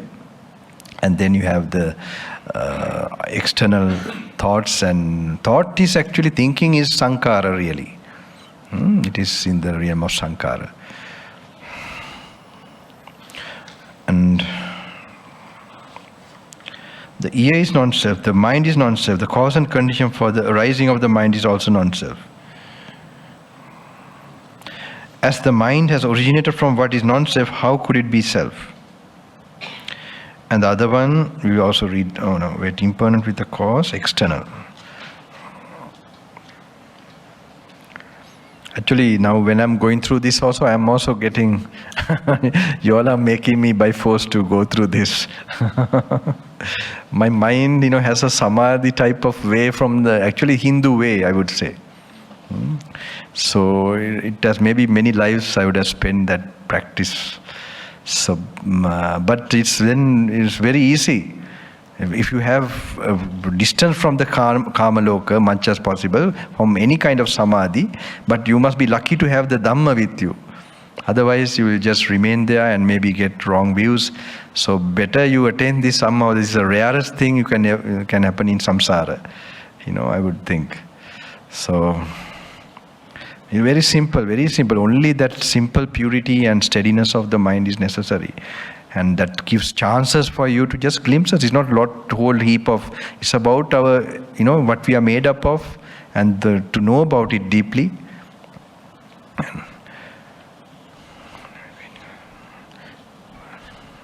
He is suffering, the mind does whatever. This friends is the suffering for. Maybe read this also, it's okay. 237. Because if wanderers of other sects ask you, for what purpose, friends, is the holy life lived under the ascetic Gautama? Being asked thus, you should answer those wanderers thus, it is, friends, for the full understanding of suffering that the holy life is lived under, the Blessed One. Then because if those wanderers ask you, what, friends, is that suffering for the full understanding of which the holy life is lived under the ascetic Gautama? Being asked thus, you should answer those wanderers thus. The I, friends, is suffering. It is for the full understanding of this that the holy life is lived under, Blessed One. Forms are suffering. It is for the full understanding of them that the holy life is lived under, the Blessed One. Eye consciousness is suffering. Eye contact is suffering. Whatever feeling arises with eye contact as condition, whether pleasant or painful or neither painful nor pleasant, that too is suffering. It is for the full understanding of this that the holy life is lived under, the Blessed One. The ear is suffering. The nose, the tongue, the body, the mind is suffering. Whatever feeling arises with the mind contact as condition, that too is suffering. It is for the full understanding of this that the holy life is lived under, Blessed One. This, friends, is the suffering for the full understanding of which the holy life is lived under, the Blessed One. So when you analyze the cause, Paticcasamuppanna nature, cause and effect nature, you will experience impermanence. Okay? With the experience of impermanence, you will experience the suffering nature. Okay? Because, say, suffering feeling is already suffering. Okay? But how come a pleasurable feeling is suffering? Because it is it is definite impermanent. So that is how the Buddha's noble truth of suffering is known, because of the universal definite nature of impermanence, that nothing but suffering. Actually, pleasure is more suffering than the pain itself. Okay. So, shall I tell you about these are some stories my teacher told. Maybe it might be interesting for it was a time where I could get married, or I could continue. I was still layman, but I think he had underlying this thing very subtly. He wanted to really put me to this side. So he used to explain. Now, normally when you get married, you don't get married, with the idea of getting divorced. Do you have a lot of dreams about marriage? Okay. Of course, maybe to get visa. Some, maybe they just marry, and that is also there, right? You go somewhere and then I don't know what they do. But anyway, normally no one gets married to get divorced. So you get married, and then later you realize he or she is a demon. Okay? And then there's no other option but to divorce. That's suffering, that's painful. Okay, you might show it's not painful, you might try to find another relationship and make the other person jealous and all these things. But this is all, So say for example, my teacher tells me, say you had a good wife, really someone you find a partner or a husband, you find a partner that is really, you find compatible, really. It also happens. And you continue your life. You get old. One of you has to part. How painful it will become. Okay? How painful it will become, So then one of you pass away. And I told this story to one elderly monk one time. Okay, he has become monk very late, and he said, and I have seen him lighting a lamp every day evening. To see he had a wonderful wife. His wife's the one who has made him become a monk also. So she had cancer, so they got old, and then she died, And then when I told to him, he says, Bhante, you're very right. This suffering I'm facing. To end of my life, I am full of sadness, full of, So he is lighting every day. I've seen him lighting a lamp. To see he was lighting that lamp for his wife. So just imagine. So this is in a sort of a very clear way you can see. So pressure, if you remove your craving before that, that's a different thing to everything. Then, you're not experiencing that, nor you're experiencing happiness, nor you're experiencing sadness. That is real happiness. I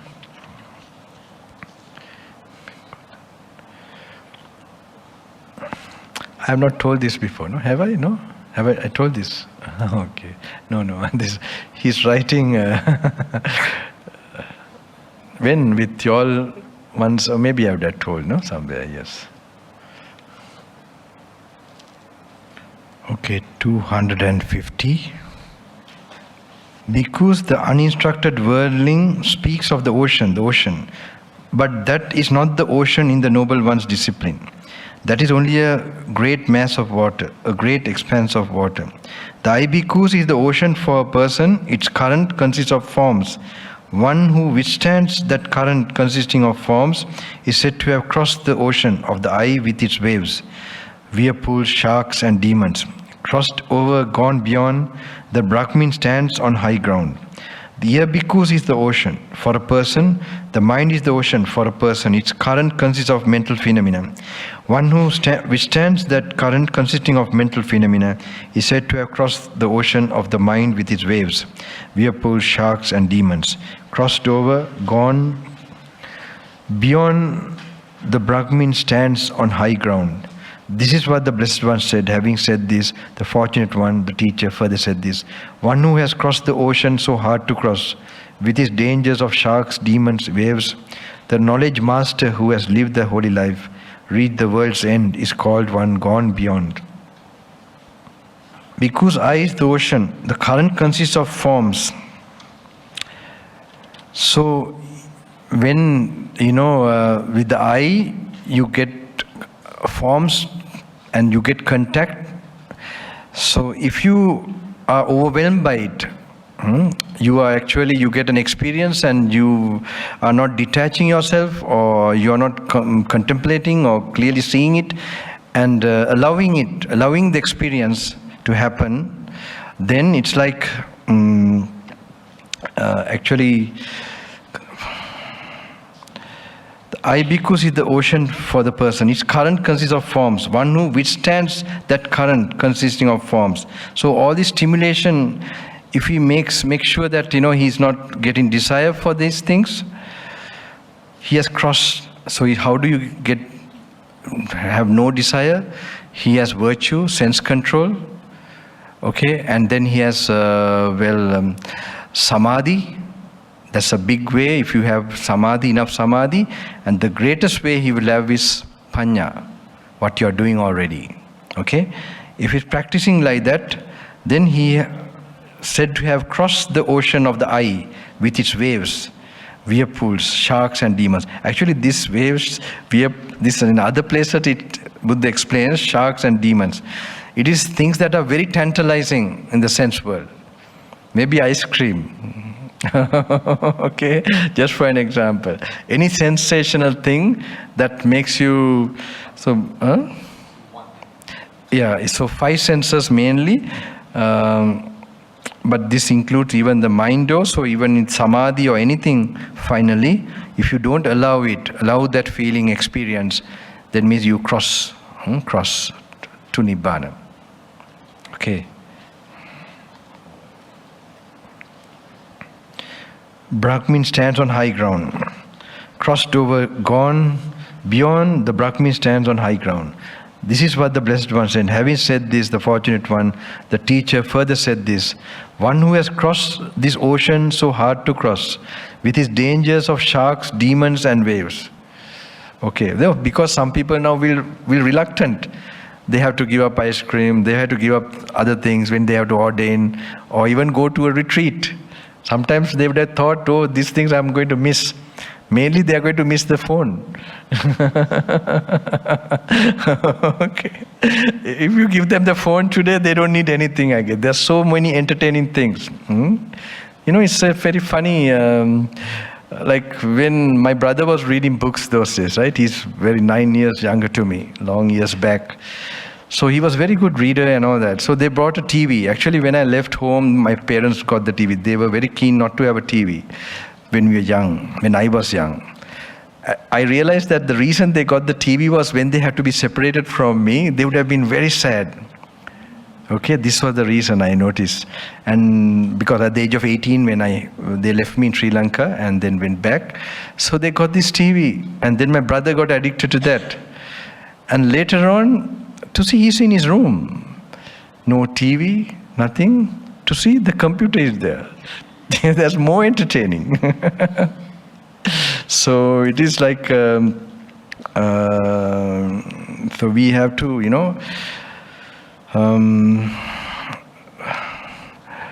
so many things we can't give up. That's why sometimes, we miss on. So, but when we see the danger and when we are really determined, and we need to have some level of wisdom, initially even to start this journey, then we will know, we must, and to become happy, like to learn to be confident and, not waiting for another time in future that you will change things. That already you have made some change, and to get the self-satisfaction, then you have achieved something. 254, this is a very nice one. You have to read up till this page, okay? By tomorrow evening, you'll have to read.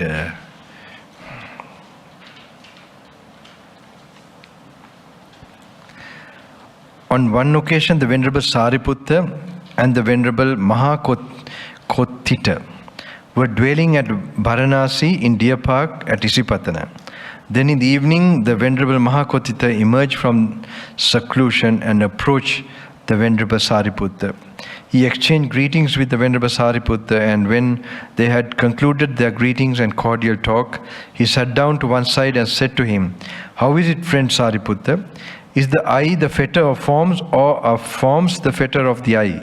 Is the ear the fetter of sounds, or sounds the fetter of the ear?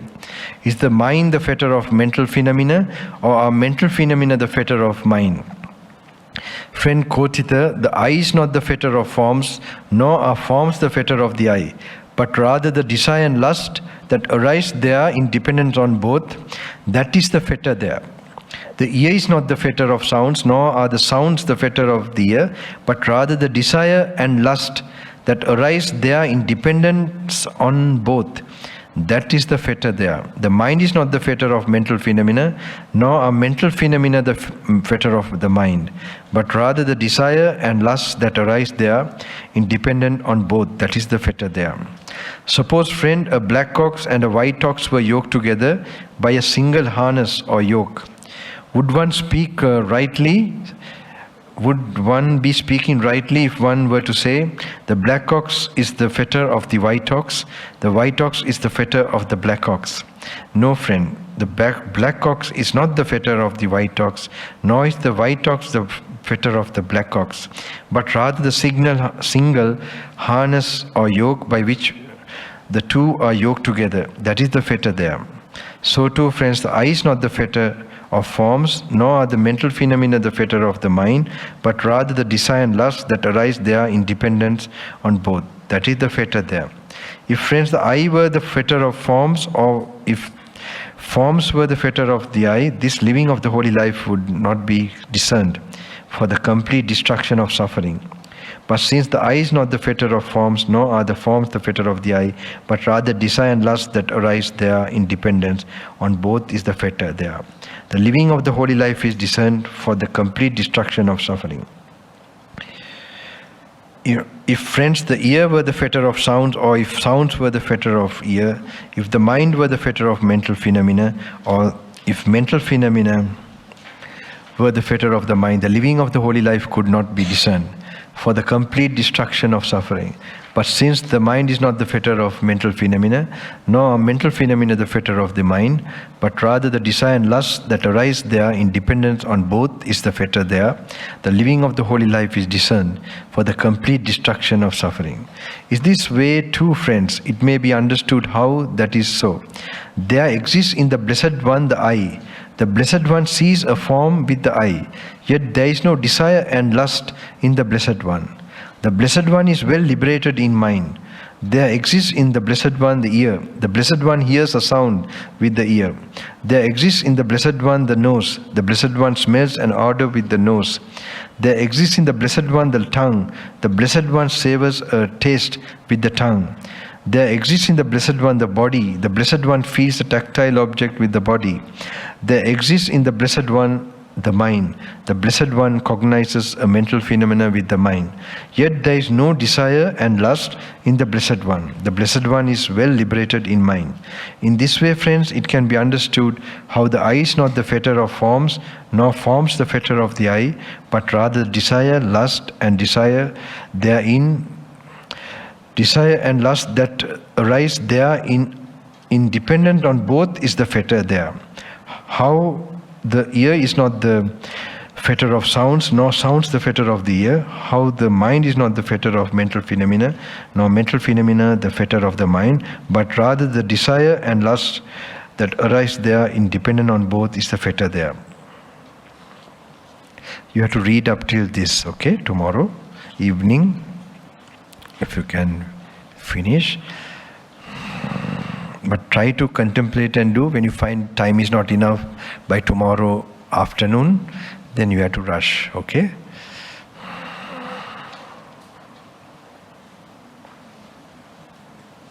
This is also very good. 256. On one occasion, the Venerable Ananda and the Venerable Udayi were dwelling at Kosambi in Gosita Park. Then in the evening, the Venerable Udayi emerged from seclusion and approached the Venerable Ananda. He exchanged greetings with Venerable Ananda, and when they had concluded their greetings and cordial talk, he sat down to one side and said to him, "Friend Ananda, in many ways the nature of this body has been declared, disclosed and revealed by the Blessed One thus. For such a reason, this body is non-self. Is it possible to explain the nature of this consciousness in a similar way? To teach, proclaim, establish, disclose, analyze and elucidate it thus. For such a reason, this consciousness is non-self." It is possible, friend Udayi. Doesn't I consciousness arise in dependent on the I and forms? Yes, friend. If the cause and condition for the arising of I consciousness would cease completely and totally without remainder, could I consciousness be discerned? This is a very nice way to, get that thinking, okay? No, friend. In this way, friend, this has been declared, disclosed and revealed by the Blessed One thus. For such a reason, this consciousness is non-self. Okay? Normally it is clear to get some idea, the body, the eye is part of the body again, right? So the eye is not, you can see as time goes on, it gets old, you get cataract, or then maybe you die also, physically you are buried or cremated. Okay? So even now what the body you had when you were young, it's not there no more, and then so on. You can, visually even you can have a notice of its change, okay? And so it's more clearer for you to feel or to notice that the body is not you, all right? So in this case you see the I and the object. So if consciousness can ever rise without depending on these two, I and forms, then it's a different thing. But it depends. Never has a consciousness arise in the past, nor will a consciousness arise in the future, or even right now there's anyone who has created consciousness somewhere. It will not happen. Only depends on these two. Depends on a body. So if the body is no self, then it follows that the consciousness also has to be no self. So it's like a wisdom way. If you become awakened more, realize the consciousness also you will, that means every kind of feeling, perception and all that, you will distance yourself. This wisdom will make you distance So like one time Bhante told how an arahant might be looking at things. He said that from a distance, maybe like from a distance. So now you can experience that also when you have enough samadhi. You distance from the sense objects. Like when you're eating food, or if you have enough samadhi, you are not really, lost in that experience. You are more of an observer of that experience. That can happen if you have enough samadhi too. So that is also a level of desirelessness from the five senses. Okay? So with wisdom what happens? You go desire, like it is like minus the samadhi, this is like minus, double minus. Okay? Insight knowledge. So even samadhi is unthinkable. It is an infinite experience. Okay? Your consciousness frees in an infinite way. So insight knowledge is more infinite. That's why you can't talk about it. That's why I said there are visions for these words. Now again, okay, coming to the point that you will get visions from this. This is what I mean. Okay? That's the closest thing I could. So don't leave this book aside. Be in solitude. Maybe you get this thing, and maybe it will happen. Then you will know. You will never leave this book. You will find that it will make you see the real Buddha. Your faith. This actually now you're really opening the door to see the Buddha. This is what is happening here. He's speaking to you and you're getting his thinking. All right?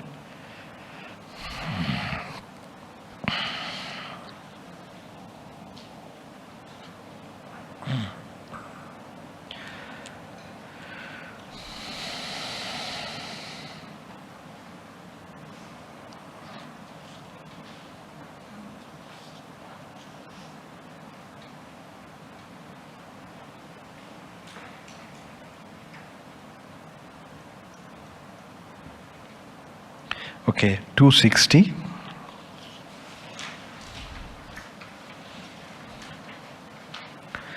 The simile of hands and feet.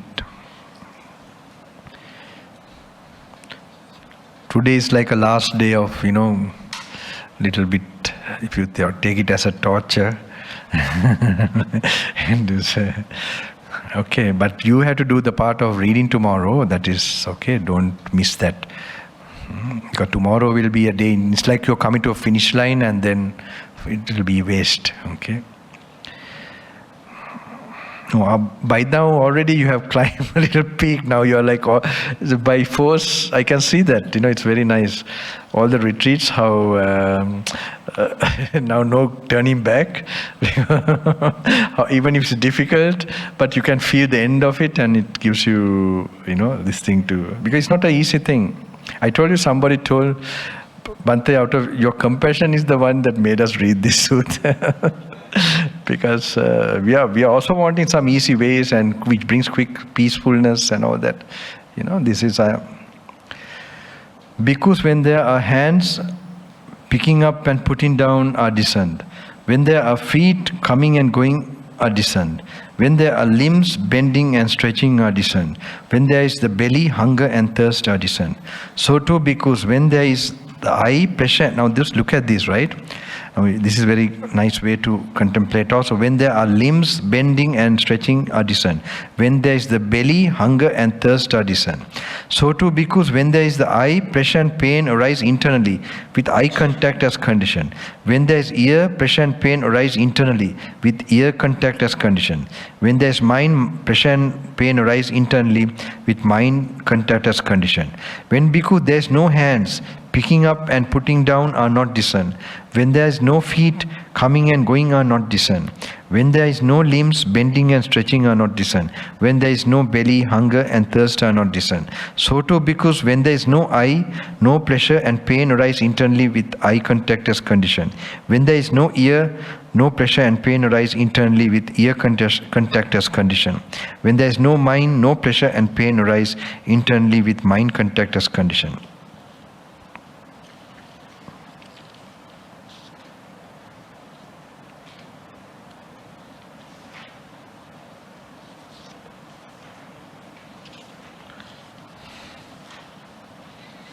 It's also nice. 266.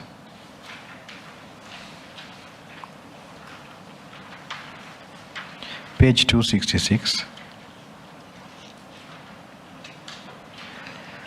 On one occasion, the Blessed One was dwelling at Kosambi, on the bank of the river Ganges. The Blessed One saw a great log being carried along by the current of the river Ganges.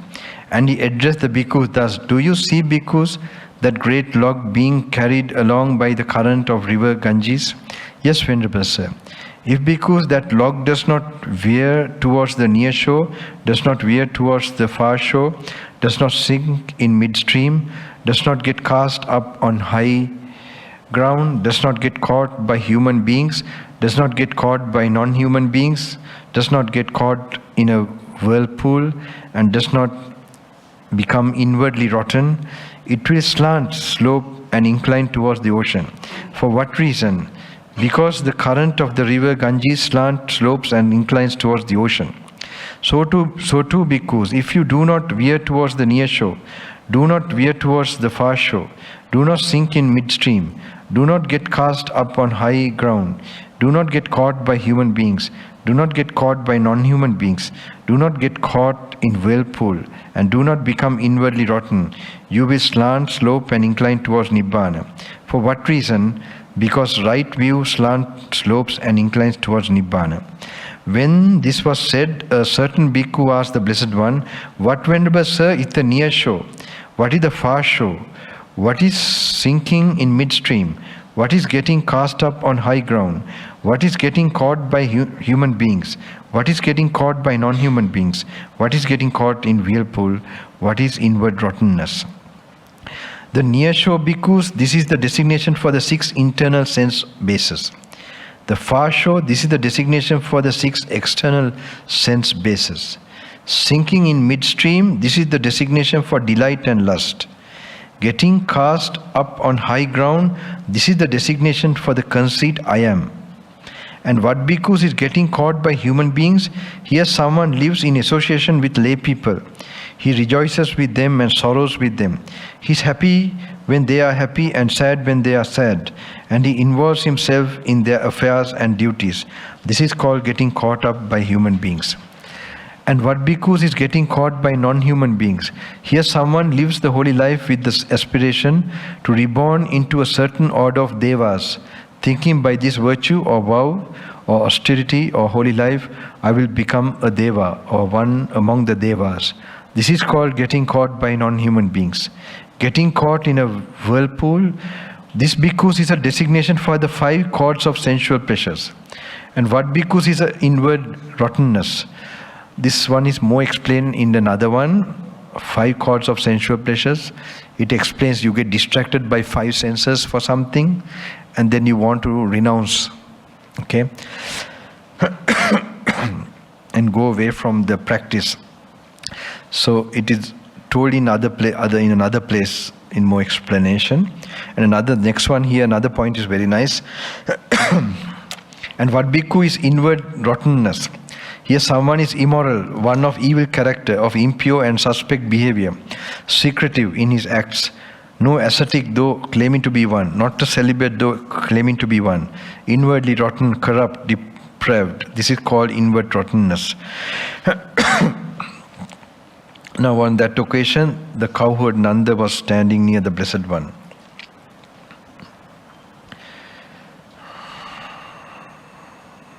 For the second one, it explains, in the simile of the great log, it explains what Kimbila is the inward rottenness. Here, Kimbili, a bhikkhu commits a certain defiled offense, an offense of a kind that does not allow for rehabilitation. This is called inward rottenness. This is extreme, this thing of breaking of one of the rules. So not only that, even as a normal practitioner, you have to be really honest and clear. That will make you progress faster, not keep anything hidden and all that. And these are very important qualities. So you must think the devasas can see me, and people who have developed the divine eye can know what I am doing. You might get some personal experiences of that, and that will encourage you. I mean, I have many stories about my own life related with those experiences, and that helps you to, sort of not in the presence of society people or around, when you're alone, then it will improve. You really get that easy to get samadhi, and all these other things start to happen.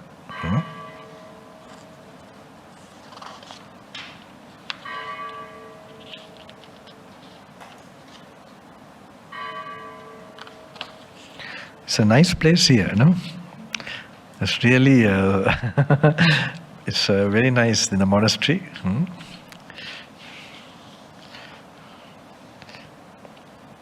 For me also quite restful actually. First few days I had a little bit of nerves, like I think maybe I didn't sleep a lot, sleep for several days and very busy.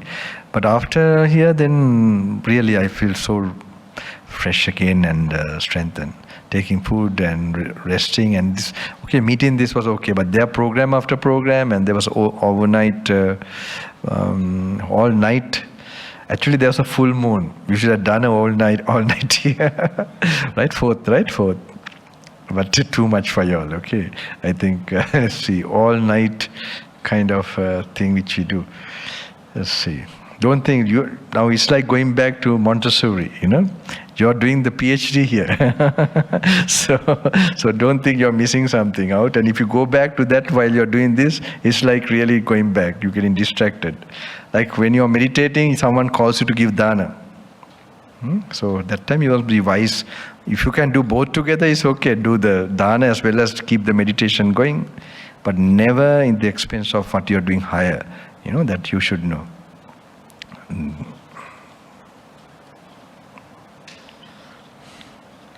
Okay, this one also.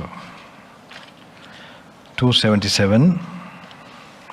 Because if any bhikkhu or bhikkhuni desire or lust or hatred or delusion or aversion of mind should arise in regard to forms cognizable by the eye, such a one should reign in the mind from them. Thus, this path is fearful, dangerous, strewn with thorns, covered by jungle, a deviant path, an evil path, a way beset by scarcity. This is a path followed by inferior people. It is not the path followed by superior people. This is not for you.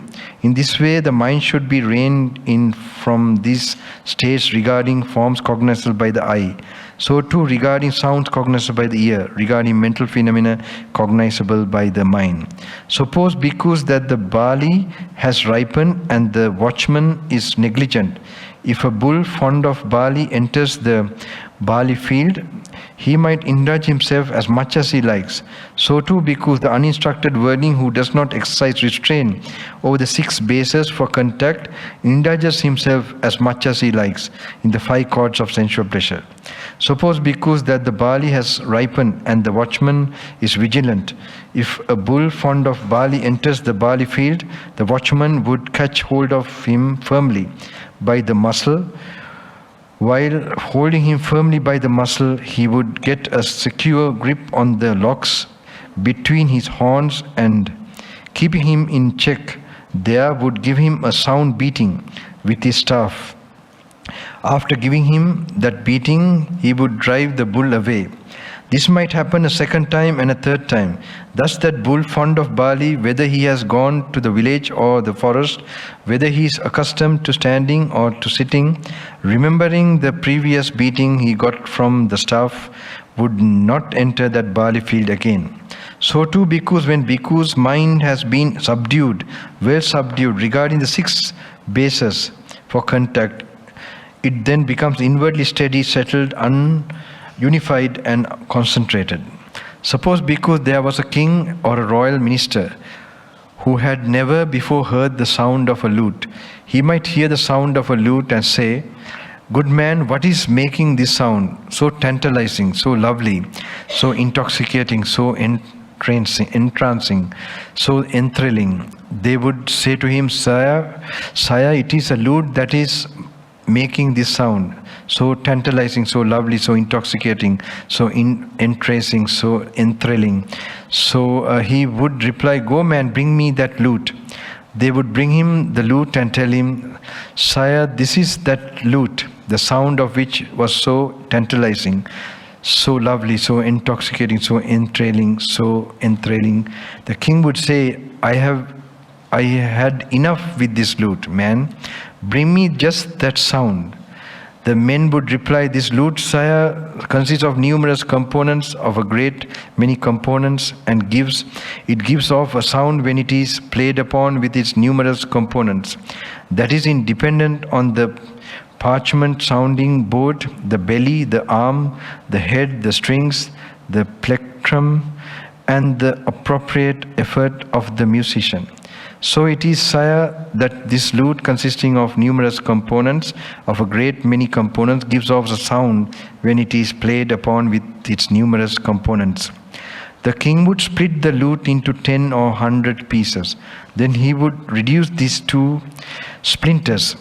Having reduced them to splinters, he would burn them in a fire and reduce them to ashes. And he would winnow the ashes in a strong wind, or let them be carried away by the swift current of a river. Then he would say, a poor thing indeed, sir.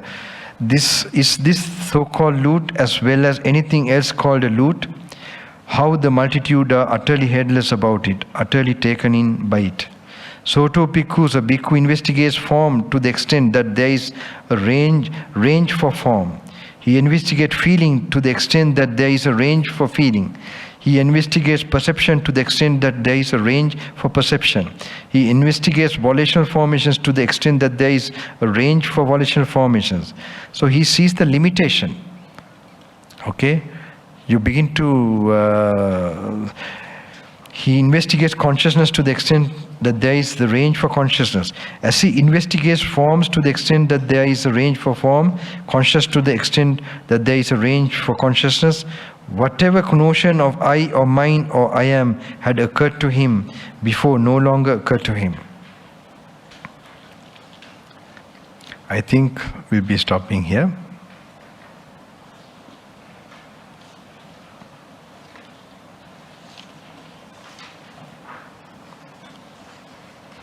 Did you read the Saddhammadhara Sutta? Did you all read the first day? All of you all read that, right? And let's see, day after tomorrow, in the morning, I might add a new 1-2 new sutta. If we have time, then we will have time. But tomorrow, try to read. Or tomorrow I might, because tomorrow I have not much like this to read. So I will add this thing. You continue the reading, okay? Anything you like to ask or...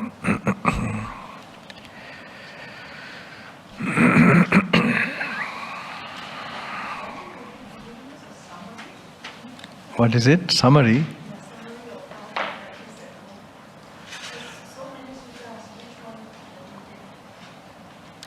No, when you go home, you have like this. You have in the morning a session of Metta Bhavana. Now you already got it early morning recording is there, right? I hope I can come and check it really. Is the recording clear? How is it? It's quite good? Yeah, it was before, like in the States they got a recording from Australia. It was very clear. I hope I can get to know, but fine. Okay, but I don't know what is improved in Sri Lanka is a bit... but I am very grateful to all of them, because there's one recording from, it was told it was a new recording, it was really clear. They are so I think it's easy, you're listening, just you can flow with it. But you have some background noise and like you're going in some kind of cart or something, tuck, crack, crock, crack, crack, cross sound. I don't think those sounds are there now. Okay. Let me go and... did you stop from... Today, there's I think some extra which is helpful for the beginning first day. Sanura told me that, did you stop today? It continued, eh? Okay. Okay. No, doesn't matter. Because this is good for you to not to hear too long my voice. The silence is good to have in that morning time. So, but doesn't matter that there's one part of contemplation, right? Of the body feeling perceptions, okay? Rupam bhikkhave anatta. Definitely I tell that. No, in the beginning, the body is not yours. Why is it not yours? Okay, because it is subject to affliction. And you can't order it, may it be like this, may it not be like that. No, that is there, no? Sorry? Because Anatta Lakkana Sutta I tell first how to contemplate and then change it to Metta. Can we put a recording of that? Put a danda plan there? What is put in the morning time, during the morning time?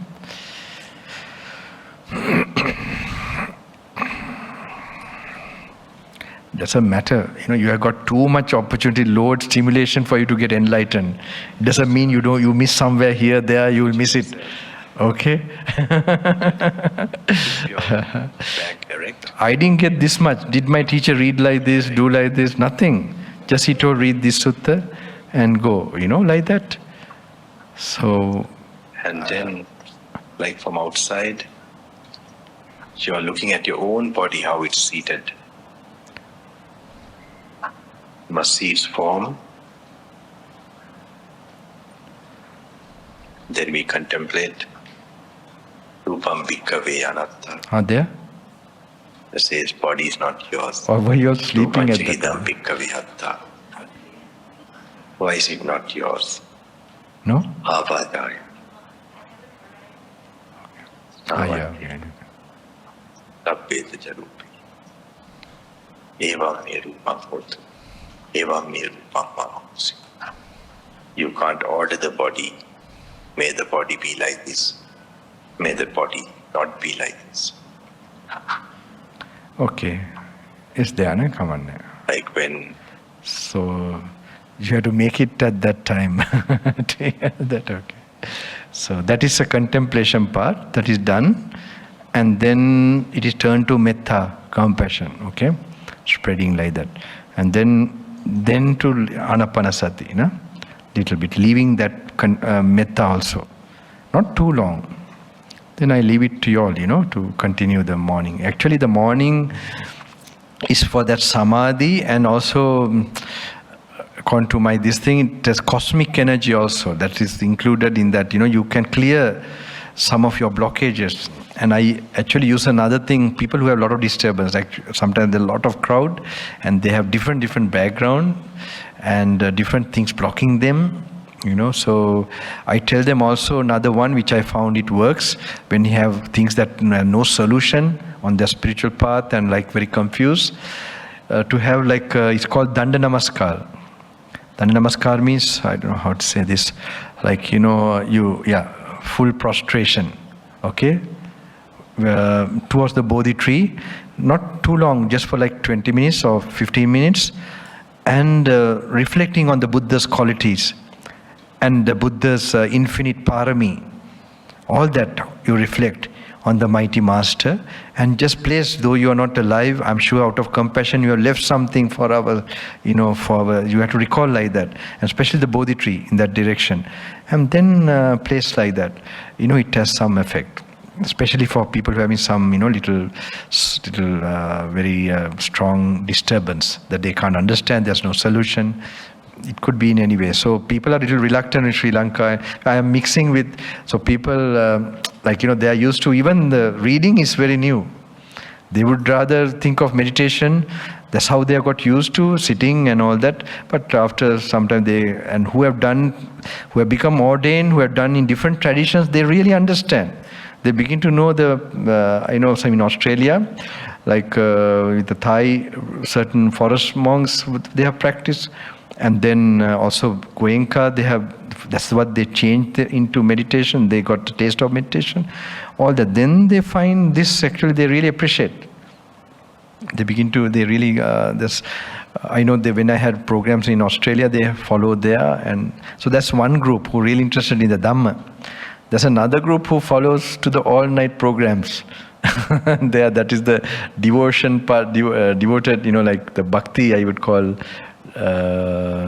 devotional type of, but that is also the all-night programs also to break blockages. But this is for then there are 1,000 people, a lot of people in that. So that is for any type of people, for them to So I call that the emergency ward.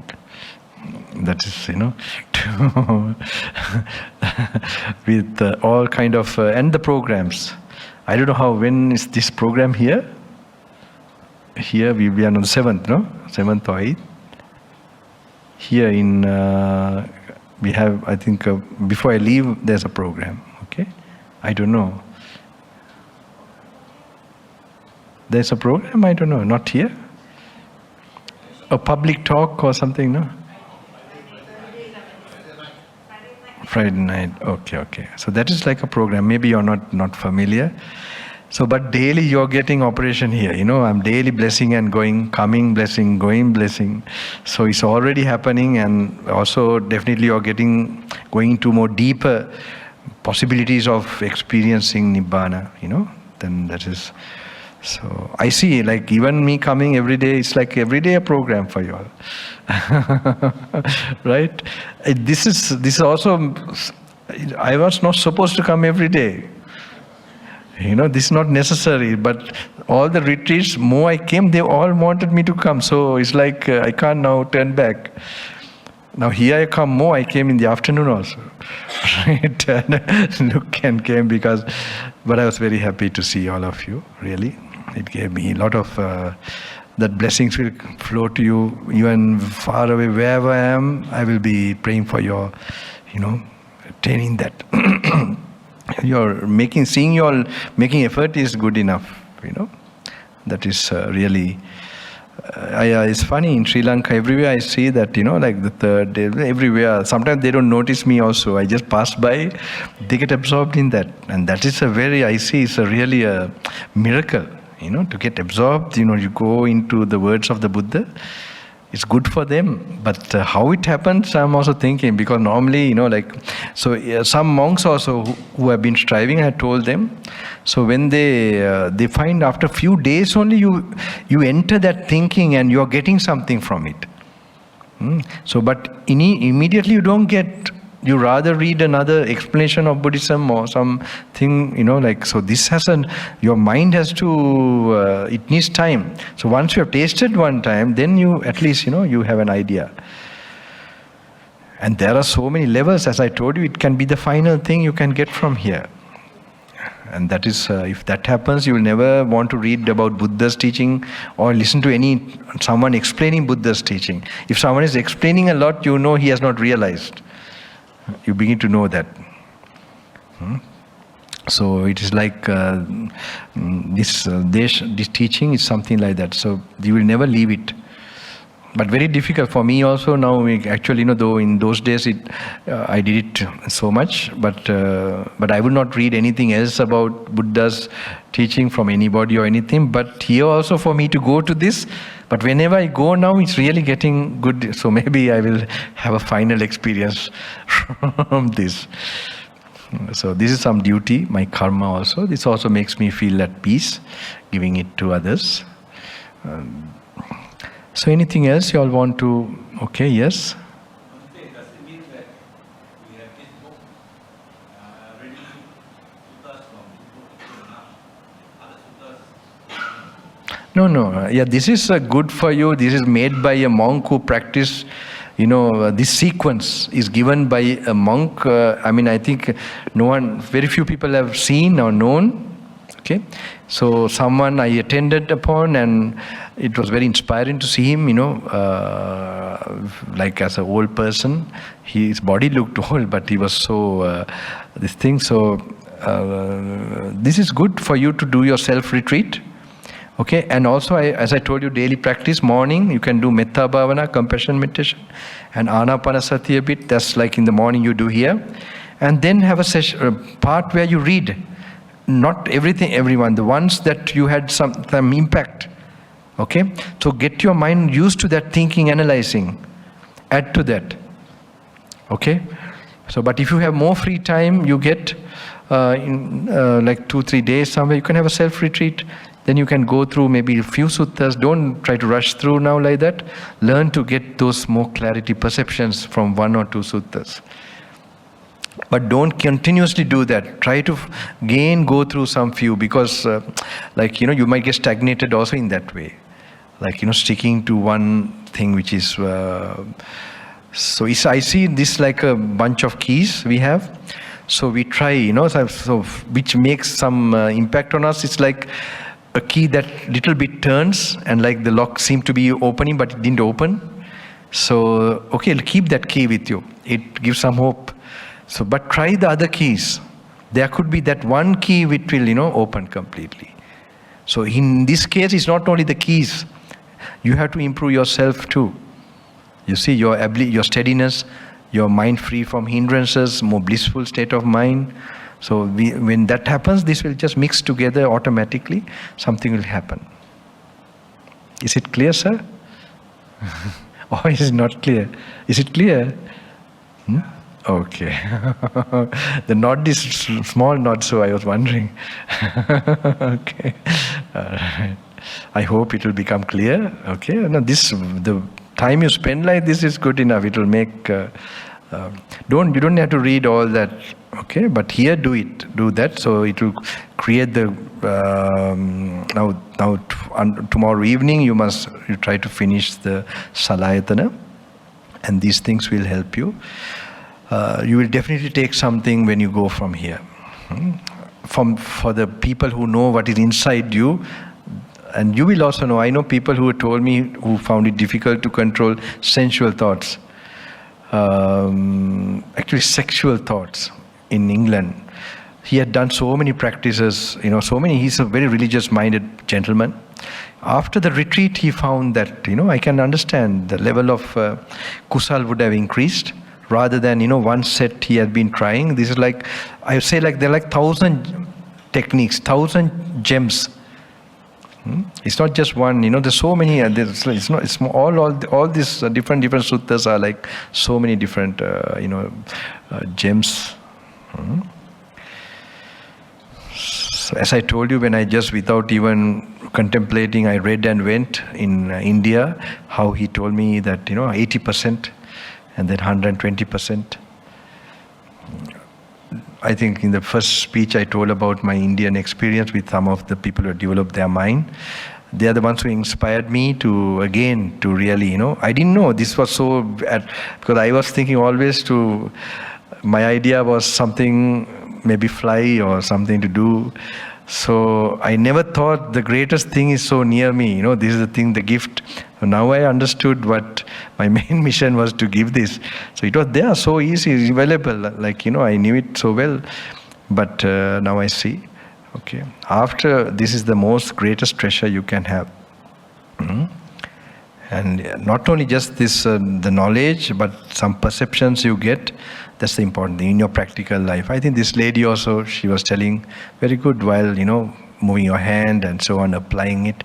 So like that, you just one or two, should be able to apply. Okay, that's how it will start. It should not be without application. And it should be not only just the practice. Okay, the words should echo in your mind, the instructions. And then it will suddenly, from few places, it will become, you'll apply to that present moment. So it's a small balance in that. So don't think about this too much balancing also. Just do the samadhi meditation also separately and just do the reading. Just forget about how this will happen. Okay? Then the reading is like you're meeting the Buddha, he's told something. It will work automatically. All right. Anything else? Yes?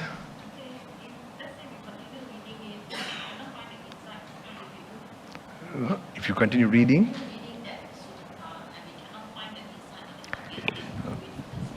no, just as I told you, if you don't immediately understand, okay.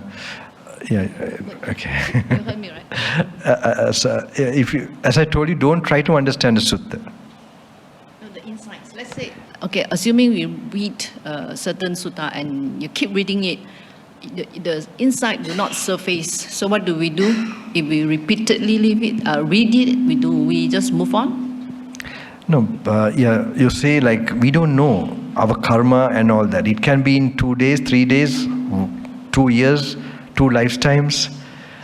So what is the karma? Some people strove for like 20 years and the 20th year only they got some experience. Okay, but the thing that it means you're on the path means anytime Buddha guarantees at the moment of death you will attain it. If you have been striving like this, in case you miss for some reason that insights you're talking about, he says next birth, very young, you will get it. You see, so the effort is not in vain. I mean, I don't know, I can't say I have attained something or anything, but I see myself like when I was young, in southern Africa, just going for walks. Suddenly I was not thinking I'm doing walking meditation or any Buddhism or nothing like that. So I see myself, would have been an old monk striving hard in previous lives. And this life only just, certain results were starting to come.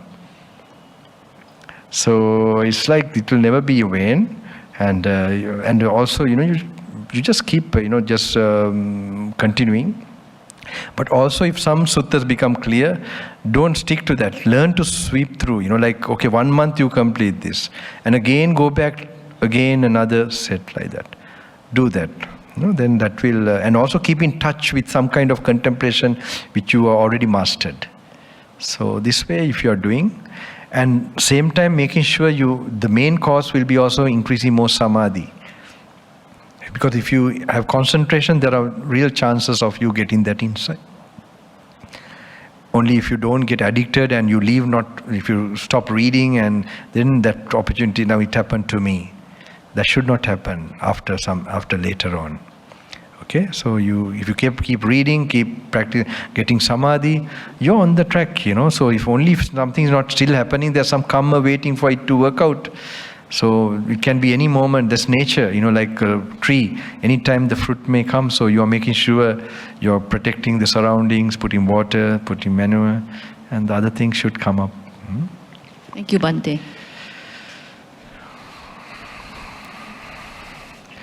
Anybody else? Or now, yeah, this gentleman there.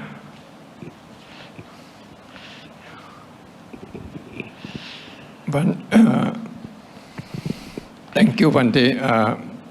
I just want to get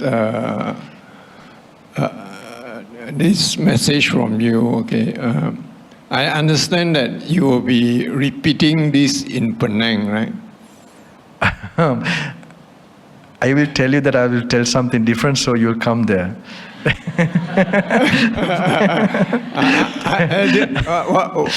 My personal impression is it will be a repeat, and then obviously you don't will need to look. come. You will look at how the participants are and fine tune it to enable them to make progress. Thank you. Okay, thank you. But I feel here, I feel you all are already having a lot of good background. And I had a sense of it even long years back, like Hong Kong and here and Singapore also. So that you all have been introduced to the Theravada, some way, you have been, here, original Chinese, what is the religion? I'm here. How did you become Buddhist? No, really, it's my curiosity. No, I know Taoist, that I know, but how did you get into, now there's Mahayana, is that some monks came and introduced you to? Oh.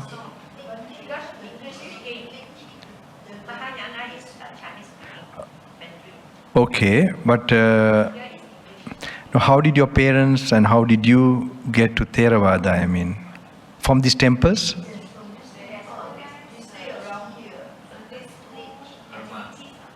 So who are the monks from Thailand or Sri Lanka? They came and established this in the beginning,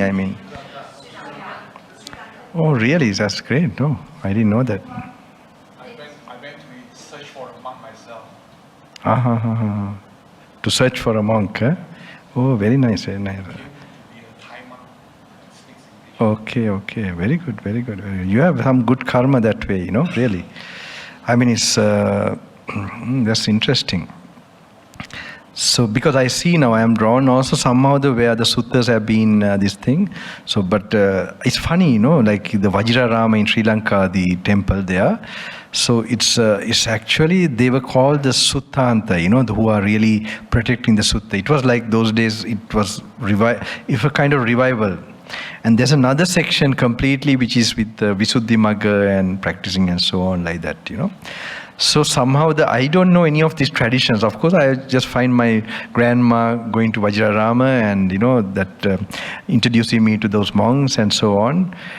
And then I meet Bhante, and now I am really stressing about the importance of the suttas and so on. So you could see even my very senior, who made an impact on the society. There were some monks called Soma Hamdro. I don't think he didn't come like this. But he also was with the suttas. But what they did was like 4 times he has gone to the suttas. But he used to memorize some of the striking ones. Cycling passage, he told me how to do that also. And a lot of contemplate it while walking. But now what you all are getting, the way we got was to contemplate, to attain Nibbana. Not anything as like a knowledge or like a wisdom. So this is the very highest way you're also getting an opportunity, I think. So it's not the sutta for any study purpose or for preservation, but for the final purpose you're using it now. So I believe this still, I'm really saying, I'm feeling it. It's like a new awakening where people will get to this thing that it can be realized and they'll be practicing for realization. Now, a few days you did that, you have done it for the purpose of realizing it. So if you continue longer, will you not be able to attain it? You were that much, I would say, mongrel that you cannot think that much to focus on this. That state has not come yet for human beings. Of course, if you continue with these phones for some more time, so there's in other countries they detox themselves. Like in Japan, I heard they leave 2 weeks the phones aside, and this you must see the benefit of these things, or at least reduce for your work purpose, and also be careful, like late night usage and when you get up and all that to protect this so you enjoy meditation, especially samadhi at least. So you must first get hooked to that, because then you learn to do things without feeling tired. You were telling me now daily routine. Okay, so this so you learn how to have sense control as your permanent practice, and then mindfulness of the bodily posture as a permanent practice. When you go out of your home, these are the main things you'll be continuing. Okay, but here I saw sometimes, you didn't get, it's not just holding the book and running here and there, no. You have to, that mindfulness also must be trained. That you must try, these few days, doesn't matter. But that when you get up to see what your body and all that, so on. But that's the basic constant practice you might forget, the mind might run. Remind again. Or please remember, Bhante also told like this, so remind just to pay attention to the simple things. And if you do it again and again, rather than going, that work, thinking of that work and just running, that you can remind yourself, let me feel the touch of the flow. I know people in Europe and all that, one lady she told, like going to the tram car and all that, remembering this instruction. So everybody rushing to that. Then she thought, no, let me feel the feet touching while I'm going to that. So then you have done the real duty, not your work only all the time. This you must try, practically. And then you'll find your stress will go down. You will have, then you will give a powerful mind will start to happen. Okay, this is you should practice. And sometimes I did, when I had to work in the office, I used to close myself in the toilet and meditate and then go out. Okay, toilets are clean, this not like some other. So you just close yourself there in the college also, in the university also. But it was difficult in Nicosia, in the university after 2-3 months, very tough, that's why you need the support environment. That's why meeting like this, and then that will help you. Otherwise, if you're on your own, you will not be responsible. You will have some bad friend coming and taking you out. This happened to me. I had a nice routine, then I was really fed up, but luckily I didn't leave all that made sure I cleared my karma. So my father and all that, they were happy. So this was important for young people, to parents, their blessings, very important. Those are basic things that, one by one, you should learn to. Then they have solid foundation. Then you can build a, very solid thing based on that. There are times that in the jungle, when I had to cross jungle one time, people thought I had some special powers, because to come out of that jungle is not easy. It's like I was really wounded. I was found by some robbers who looked after me, and they showed me the way out of it. So they thought there's one occasion where I was really weak and wounded, but I never thought about it. And I had no compass and all that. I don't know whether you have ever been into jungle, where it's not a jungle where there's pathway and some kind of organ. It is just bush, okay? So in that place, I was able to look at the sun and then the mountains and find my direction, So without feeling the weakness of the body, without food and everything. One thing I chanted to myself at that situation was, my father bless me, my father bless me, my father bless me. So that kept me, that energy. So I tell people, that was my miracle. If you think you had some special powers, that is a power. So some things like this, you have to keep, when it comes to a stage where you have to, even now with relationships also, you must never hurt anybody. You must be careful. Those things all can affect your, progress. You might think, it's silly, and you can't be hard-hearted and, like that. You have to, as I told you, soft as butter, hard as diamond. It is yogi's qualities. You have to be soft in your considerateness to the surroundings, and hard means for your principles and thing. Working places also, if you have to work, try to observe truth and kindness. These two things, practically. Okay, there'll be long stories if I go to tell how I did. These basic things, now you just focus on those, because you're very busy and you have to work with so many different type of people. So kindness is very important. You can gain a lot for your progress. And the other one is keeping truth. Even jokingly lying, that if you avoid and present yourself as you are, all this attitude, these ways will, that will be a base for, of course, sense control also in the office. You can try. Meditate while I used to pretend sometimes, looking at a book, and because how can I do meditation like this in the office? So, but people used to feel the vibrations. There were some very naughty people, So I know they are far away. I had to go to the toilet passing them. So I never, when I used to pass them, I never remember, I think our energy was really irritating them. So I never forget, their legs are like this, and, I had to pass through them. So when I was passing through, I remember they just like this. So that the vibrations do have an effect, okay? If you're trying to correct people, be judgmental, no need, nothing of that. You just free your mind from all this, your mistakes. Then things will start to happen around you. So many other stories. I will keep you until tomorrow morning. Okay, so you take rest for your practice. Okay? No, nothing else, right? Tomorrow also we have, and day after tomorrow morning also we have. Okay? Okay. Can I ask what is the meaning of Saddhammadhara? The meaning of this Dhammadhara, right? Dhammadhara. Yeah. That's the name given by me. Actually, this is the Dhammadhara.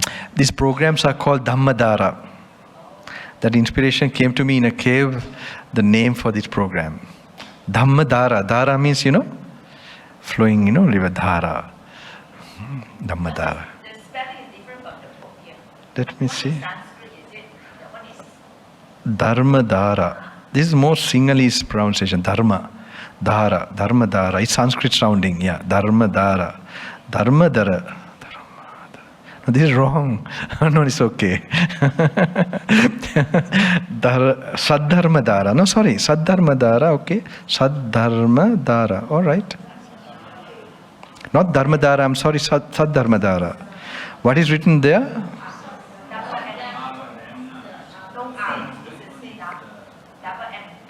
That's okay. Okay. Does it have Saddhammadhara? Saddharma, no? Sa. Okay, that's okay.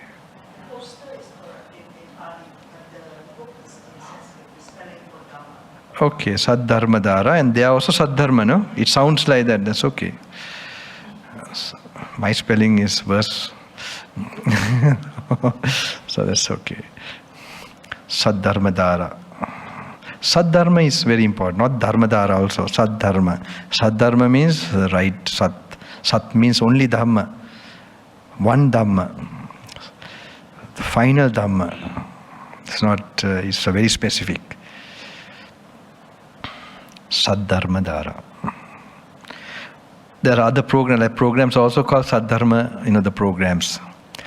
Dharma discussion actually. That's called as Dharma discussion, the 3-hour programs in... so every day I'm doing 3 hours here, so it's always for you every day. I believe it will be too much overdosage.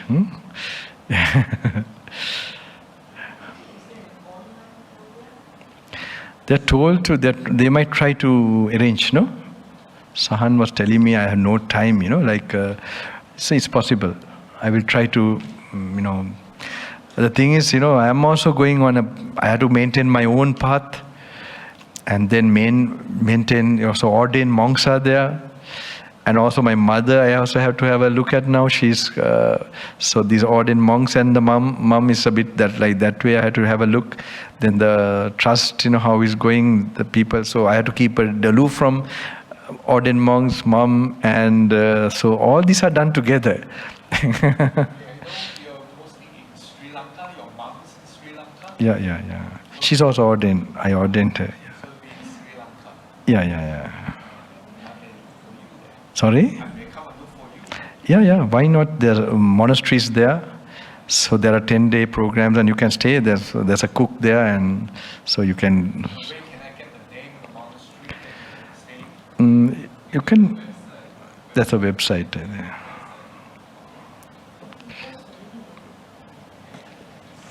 But the least place you will be finding me will be the monastery. You had more interaction here than I keep myself, but there is, of course, for programs I come there. If I can find you, I find. If I cannot, then it's okay. No, you will find the Dhamma wherever you are. And if you do, you are most welcome. It's a very special monastery too. It's like an old ancient king's time, I think, old jungle. And it's funny how the place was established, and the body, feels very relaxed. Like the weather is very cool. February I'll be in Australia, I think. Yeah. No, but I'll be there like some part of the month. You have to find out. It's okay. Even you can find out which days I'm there. I will be there every month, I think, for a few days, and then another country. Yeah, but if you have the suttas, you'll be always meeting me. You have it with you, and in that direction, practice, and that will definitely, no problem. Your mind together, though the bodies are far away.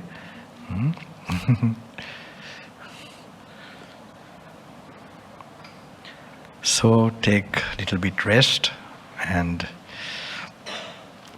I think today is a little bit long day for you all, reading, but it's a very special day, I believe.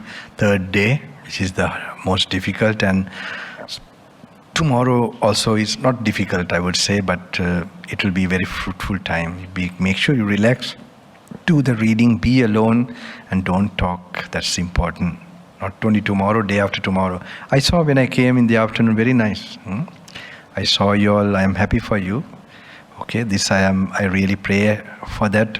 Every retreat or every meeting for me is very special. I feel that I have been also wishing for this for many lives, to do this. So it's very important for each person who comes here. Also is very important for me. All right, so I hope that you will benefit from this and you will lose all fear for the moment, old age and moment of death. These are the main things, the nature's suffering that brings about in this existence, that you will not be touched by unwholesome experiences, whether it's working place, at family. Nowhere this suffering will come because of your purity and wisdom that you gain from this. And the Buddha's actual mission to free you from suffering, that it is happening to you through at least some help from a monk, but with this teaching present. So I wish you good luck and transfer this merit to your parents, your relations, and all living beings from the lowest to the highest. May they get a share of this good karma that you have accumulated. And there's especially the four protective deities and the king of gods, king of all these Brahmalokas, Devas, Deva kings. May they get a share of this good karma to all of you. And especially people in this country too, in this monastery who couldn't attend, and all around this area. And in this country and all other countries in the world, human birth who have got that, may they get this solace, peace and experience. And other creatures from the lowest, may they get a human birth and be able to follow this path. And the Devatas and the Brahmas, all other living beings, also get this final rest out of samsaric life to highest place, Nibbana. Sopatyatva, dukhim detva, nivan solabatva.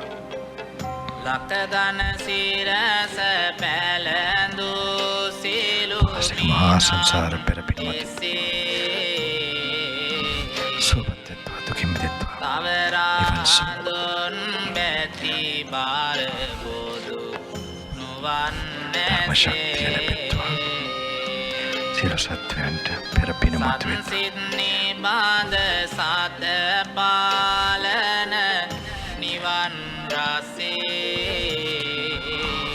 හැම මනුෂ්‍යයෙකුටම හැම ජාතියකටම හැම සත්වයෙකුටම ඒ උතුම් ශාන්තිය අඩුවක් නැතුව ලැබෙත්වා. සතුන්ටත් අමනුෂ්‍යයන්ටත් මනුෂ්‍ය ශරීරයක් ලැබෙනවා. භවතු සබ්බ මංගලං රක්ඛන්තු සබ්බ දේවතා සබ්බ බුද්ධානුභාවේන ධම්මානුභාවේන විදාලෝවට සුදු බුදු රැස් කිරණයදා ලෞතුරු පියා මහා කරුණා ගුණය බෙදා ධම් දෙසු විට දිසා වූ සත දුක තියෙන් If you all get peace and strength of mind and all protection, all worry and fear, any lingering sadness or suffering may disappear. May you all get all the strength to live blissfully until you attain this highest that one can achieve in this existence.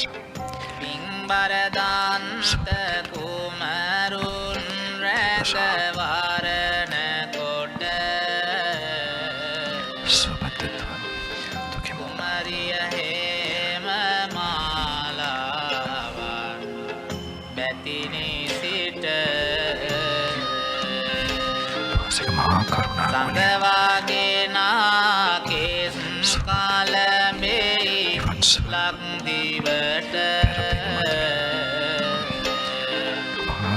වඳිනෙමු බැතින් අපි දාලදා සමිඳු හාට